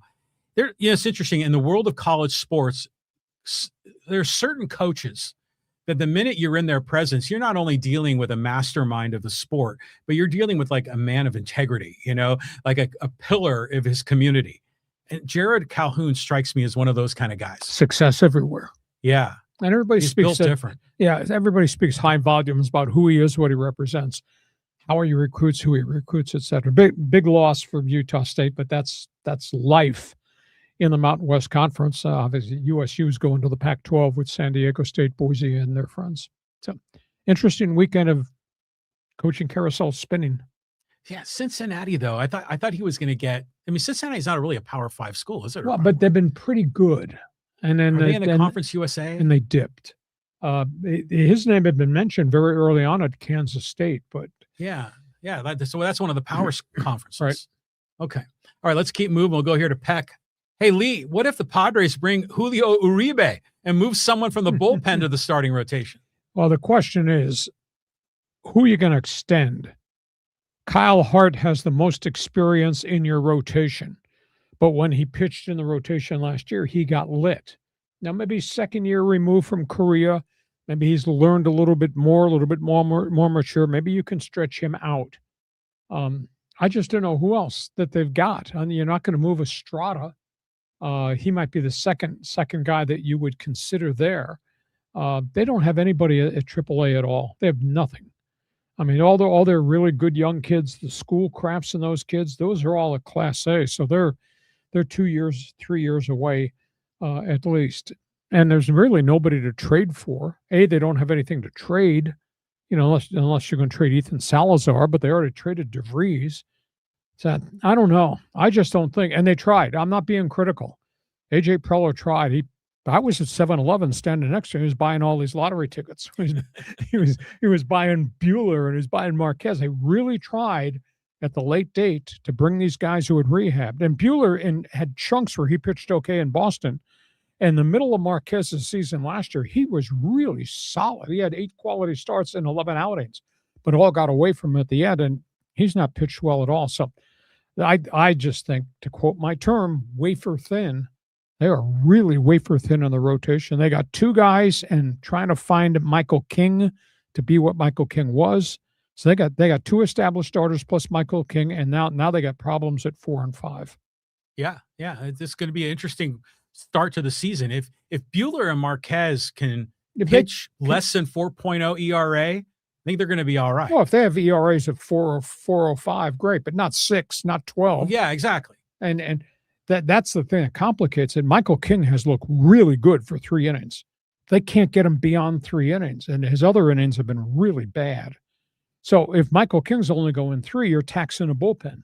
So who's your 4th starter? Who's your 5th starter? And if it's those guys, if it's Buehler and Marquez, and they've not really dominated at all, now you're going back to the bullpen on the 4th and 5th day too. Well, I think it was one of Kevin Acey's articles was talking about how they already had certain piggybacks in mind, and if you have too many piggyback situations, then you don't have enough relievers in the bullpen. You can't have 2 bullpen days in a week.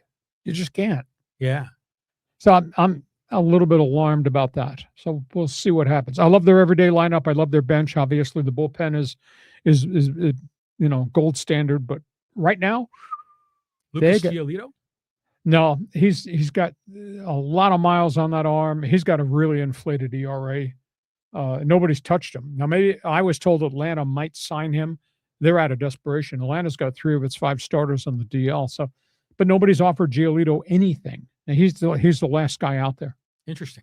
So that's where we are. Hey, don't forget, Thursday, baseball preview. Go ahead, John. Okay, let's go to Hermes. Hey, love your show, gents. Great work. Extremely informative. Hey, I have one complaint. I listen to your show on my drive to work, 45-minute drive, but I need a 3rd weekly show to make my weekly commute enjoyable. We've talked about different ideas. We haven't quite figured out what we're going to do. But again, it takes a lot of manpower hours to do what we do for the podcast. And if you've never sampled my website, then you're missing the message. Look at how much information I create and produce on my website, because that's all written. It's written after I do all the research to gather the information. And now you're asking me to do a 3rd podcast on top of everything? We want to go back to Monday through Friday, 3 to 7 p.m. Yeah, you could do it. Oh, sure, I could do it. It might kill me. You do the Chargers and the Trojans on the weekends? Or the Seahawks and, USC. God, John and I joke about this all the time. I look back on what I did in all those years at 690 and 1090, because I did 4 hours of sports talk and drive time. I produced my entire show. I booked all the guests, and then obviously did all the interviews and did the show. And then I did all the research and did my charts, because I was doing Aztec football on Saturday, Chargers on Sunday, and that's home and road. And then later on, I was doing USC football and Seahawk football, which is 20 road games flying out of San Diego every time. I look back now and say, how the hell did I do all that? That's amazing. I mean, damn it really right. Is. Yeah. I mean, it would be great to do this every day if we had unlimited time. I mean, it just takes a lot of time.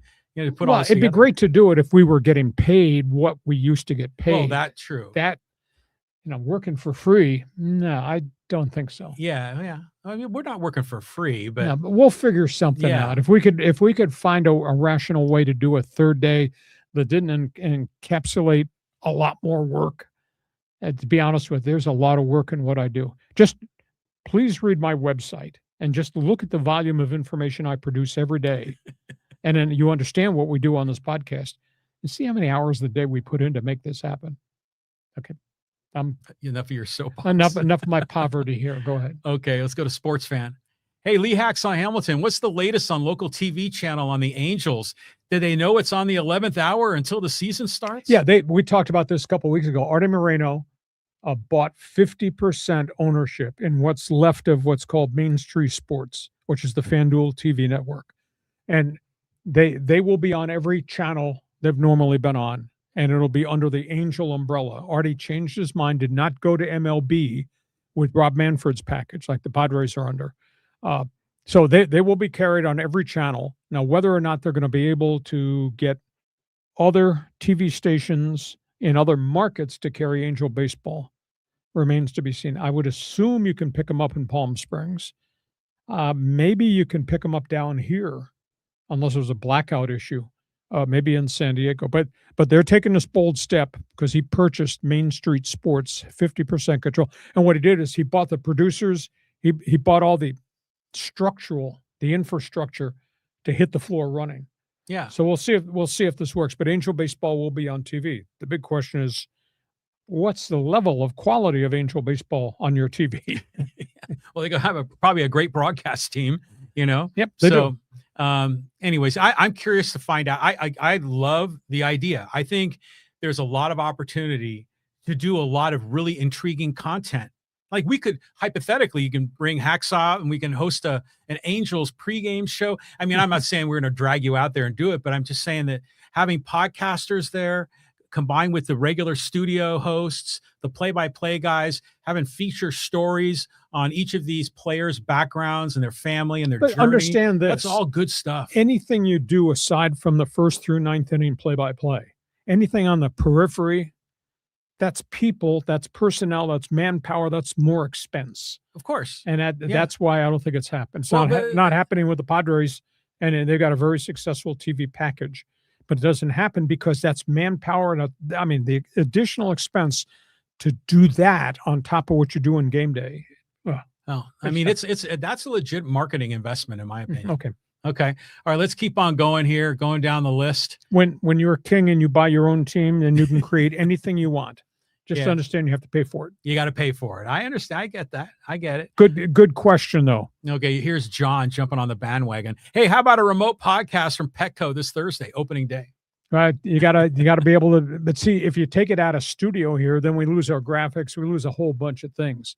We've thought about doing it out poolside here outside of John's Castle, but we lose the mechanics of being able to put certain things up. Yeah, and it's just a lot of unpredictable things like the wind in the background and stuff like that. So, but it would be fun to do a remote broadcast at some point. Yeah, take it on the road. John and I, we've done our podcast on remote. I mean, I've done it from my cottage in upstate New York in the Adirondacks, and he's been based here. We've done it from a couple of foreign places. Dude was in Ireland on vacation, and we got it set up, and I was at home, and I did it here. Then I did it from Oregon, and you were somewhere else on one of your international vacations. So we try to do some creative stuff, but you take it out of the studio, all of a sudden you got all kinds of risk things that could happen. Yeah. But it'd be fun to do something. We talked about doing the fans, the Hacksaw's Insiders Group get together. That's another thing too. We've been talking. That might be the third one we'd do. I don't know how we'd do it, but we'll figure it out. Okay. Retro had another good comment. Hey, saw you this past Saturday on KUSI. Hacksaw gave me KNSD Sports Wrap flashbacks. Yeah, that's way back in the day when I did that Saturday baseball show on channel 739. And I've been on KUSI 7 or 8 years. I had been at CW6 until they folded the news department. So it's cool. I like working for them. They let me do what I want to do. They give me 2 blocks on Saturday morning. That's 6:30 to 6:38. That's a huge sports segment. Yeah, it is. So a lot of content, a lot of work for them, but I create all of it. I mean, I tell them, say, this is what I'm going to talk about. Da, da, da, da, da, da. This is what it's going to look like. This is the way it's laid out with pictures. Now you go edit it together because I've given you I give them all the data. Yeah. Sometimes they don't like me. See, I know how that goes because you sent it to me too. But, and the great thing is that we're now posting your KUSI weekly shows on the YouTube channel, right? So we just put the first one up over the weekend. So many viewers that gets. That's kind of interesting. No, there's some of the viewers that watch the podcast content have watched it and have commented on, and it's like they like seeing you in a different, like you were wearing a tie and a shirt jacket. And tie. Yeah, I do. Looking good on Saturday morning. I clean up. You do. But spread the word. I'm on TV every Saturday morning at 6:30 a.m. If you want. See, I have to get up at 4:15 on Saturday morning for producers meetings at the TV station. I'll be glad to call you at 4:15. Make sure that you're up when I'm on the air. You just got to check your X feed. Hacksaw on TV, 6:30 a.m. You're always fired up for it. Okay, let's go to Derek.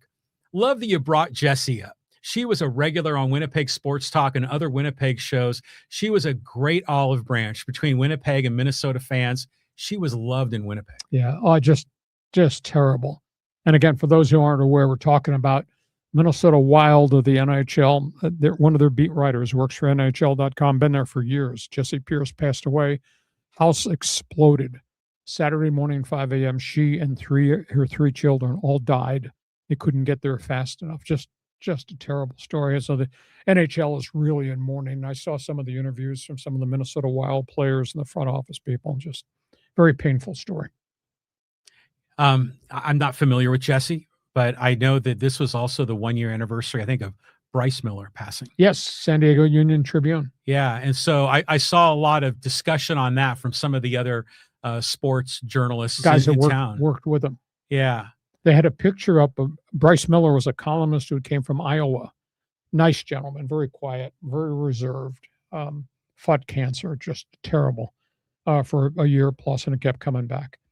But they had a picture up on X, on social media, of Bryce standing talking to another reporter. And the other reporter was Scott Miller, who just passed away from cancer too, who was a great friend to a lot of us in the media. So yeah, we lost a couple really, really good guys within the last calendar year. Wow. Yes. Okay, let's keep on moving. Hey, let's go to Casey. Some hockey talk. Hey, also, guys, as a Kings fan here, got to say the Ducks are looking good down the stretch. That was a nice overtime win over a good Sabres team last night. This is definitely a playoff team. Oh yeah, I mean, the Ducks are fighting for first place in the division. Think about that. It's been a long road. And I've had huge questions about what that general manager was doing, Pat Verbeek, force feeding all these kids, and then he turned around and traded some of the assets to go get veterans who've now started to play really well, and it's going to be fun because they're going to be where they haven't been in a long time. They're going to be in the playoffs. That's cool. And speaking of guys, we're talking about people leaving. Salute to radio voice of the Ducks, Steve Carroll. Nice guy, came from St. Louis. Been there for 20 years. And he's just announced his retirement effective at the last game. I think there's some health issues there, but nice gentleman. Just voted into the Southern California Sportscasters Hall of Fame that I've been involved in. Nice guy. And so we wish him well. And so they don't have a radio package. It's weird. The Ducks, like a few other teams, are doing their games on the internet. Rather than they had a radio, live streaming it like we are probably. Yeah, but they don't have a radio station per se, which is kind of weird. But Steve is a really cool guy, quiet, reserved, and done a good job. And he was there through good times and then some really bad times, and now they've gotten really good again. So salute to Stevie. Yeah. It's interesting to see careers of, we follow the careers of the athletes, but we also follow the careers of, people like you that have, we see on television or we read about in our print journalism. I mean, one of the guys that's the play-by-play for the New York Mets is stepping down too. Right? Howie Rose, longtime radio voice, been there forever. Wow. Yeah, he's retired. Yeah, I mean, you wake up one morning, it is such a grind. I mean, especially doing 162 games. I mean, the travel is just brutal, and it's just nonstop because you're playing and broadcasting every day. And is it glory? Sure, but I'll tell you what, the wear and tear and travel just eats you alive. It's really hard. So yeah, I mean, you reach a peak point and you say, oh, I can't do this anymore. As much as I may love it, the grind becomes bigger than the job. Well, some of those guys like Vin Scully, I mean, they did it quite late in life. I mean, forever. It's amazing I had the stamina to travel that much. Yeah, but it gets to you after a while. Mm-hmm. Okay, we move on. Okay, let's get some social media comments in here, Lee. And here's some Dodger talk. This is from Kathy. Hey, it's being reported that Sasaki has demanded a starting role in 2026 in exchange for helping the team in the bullpen last postseason. The Dodgers are now fulfilling his demand regardless of his struggles. I think that's far-fetched. That is not the culture of Japanese nor Korean nor Pacific Rim players to make demands. I don't think there's much reality to that story. I am surprised that with 2 pitches, they're going to trot him out there and try to polish him while he's on the mound in live fire.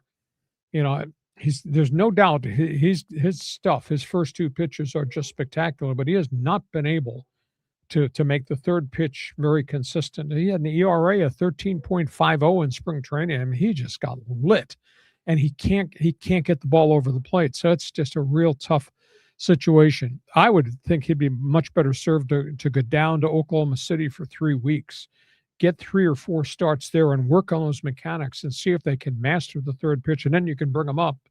So we'll see how long they keep him in the rotation if he gets banged, because he was getting banged in spring training. Yeah, this does seem far-fetched. I mean, I can't imagine they would promise something to you. I mean, it's all about performance. Yes. You got a 13.5 ERA. I mean, that ain't cutting it. So all I got to say, social media, you have to be careful what you read and what you believe. If it's coming from an established member of the media, that's fact.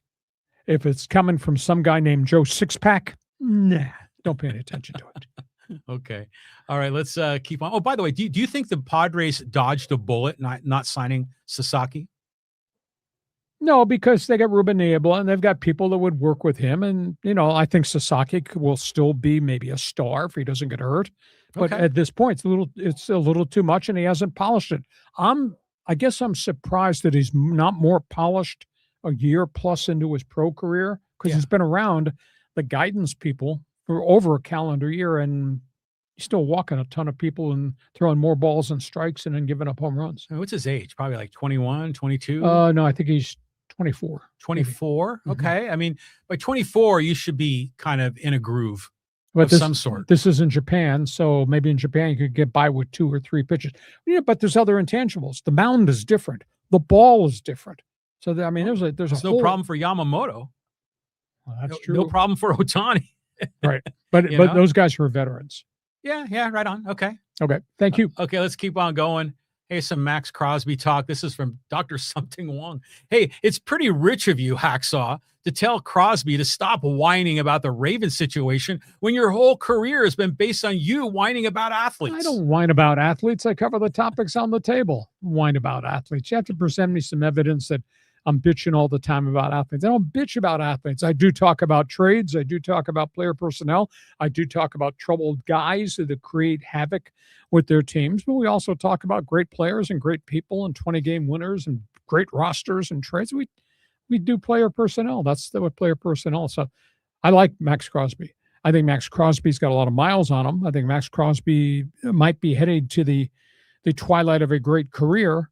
And I just know from experience that, meniscus leads to cartilage, leads to arthritis, leads to shortening of careers. And Baltimore Ravens and the consultants, including a doctor from outside the circle, who's not a Ravens doctor, told them, this is my perception. You got to pay attention to that stuff. I'm not bagging on Max. I'm just dealing with the facts. Okay, you say you don't whine about athletes. I mean, one of the classic Hacksaw-isms is, damn it, Sean Lee. Well, if that was an isolated incident, you jump offside 4 times in a game, being paid all that money, what are you doing? And do you know he was one of the nicest people I ever dealt with, and we were friends. He passed away suddenly of a heart attack. Really cool guy. Him and Ruben Davis, tons of fun. Defensive tackles, San Diego Chargers, a Super Bowl year. Yeah. 2 guys that Bobby Beathard found on a street corner. Yeah. Beathard could find talent. Yeah. He could also screw up the draft, too. Yeah, he could do that as well. Okay, let's go here, talk some Aztec basketball with K9's lover. Hey, I hope you guys are right that we won't lose more than 3 or so players in the portal, but I fear more. Those with big potential will get big offers, guys like Harrington and Simmons. Could well be, but again, understand the history of Dutcher. Culture, coach cares about his kids, great successful program, community loves Aztec basketball. I mean, there's a lot of positives here. And these are really young people who could grow and have seen their careers of other players grow once they got under the tutelage of Brian Dutcher. So I would hope that it would not be a mass raid. There's nothing wrong with staying loyal to the guy that gave you the first chance and then growing with that guy because the guy's track record. I'd love to see Guath come back.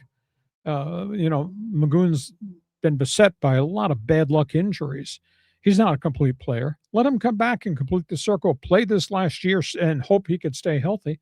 I'd love to see Bird come back and work on his offensive game, but I would assume he's probably going to go to the NBA, and he might be maybe a late round first round pick as a defensive specialist. God, there's so many great athletes though to be in the draft.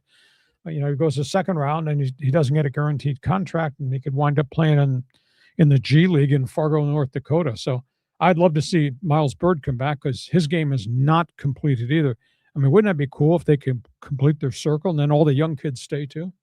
Yeah, I mean, it'd be awesome. That's why I don't think there would be a mass exodus, because Dutcher is such a dude of integrity, highly respected. And the guys are being paid. And they're being paid, and they understand what this is, that it's a mid-major program. It's not a Power 4 conference, and everyone wants to play at the big program, but they realize, hey, I might get some more money, but I won't get the minutes, and there's going to be dudes that are going to value being here. Oh, Nick Boyd is the lone exception, a guy who left and went somewhere else. And what Nick Boyd did at Wisconsin this year was phenomenal, but that was a one and done.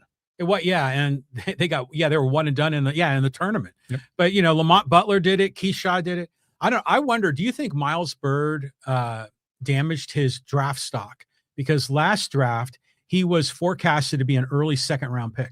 I thought, coming back from all the camps that he went through, he played against NBA guys in the offseason, NBA draft picks too. I really thought his game would take another jump up, and instead I thought his offensive game totally regressed. His defensive game was outstanding, not because he was the defensive player of the year.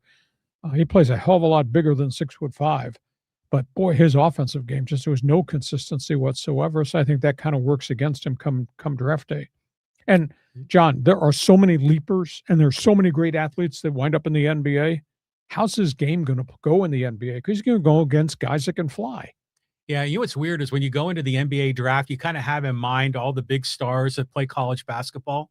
And then you realize like a third of the dudes in the draft are like from Europe or South America or something. And then you realize that those few open spots in NBA rosters are even more competitive.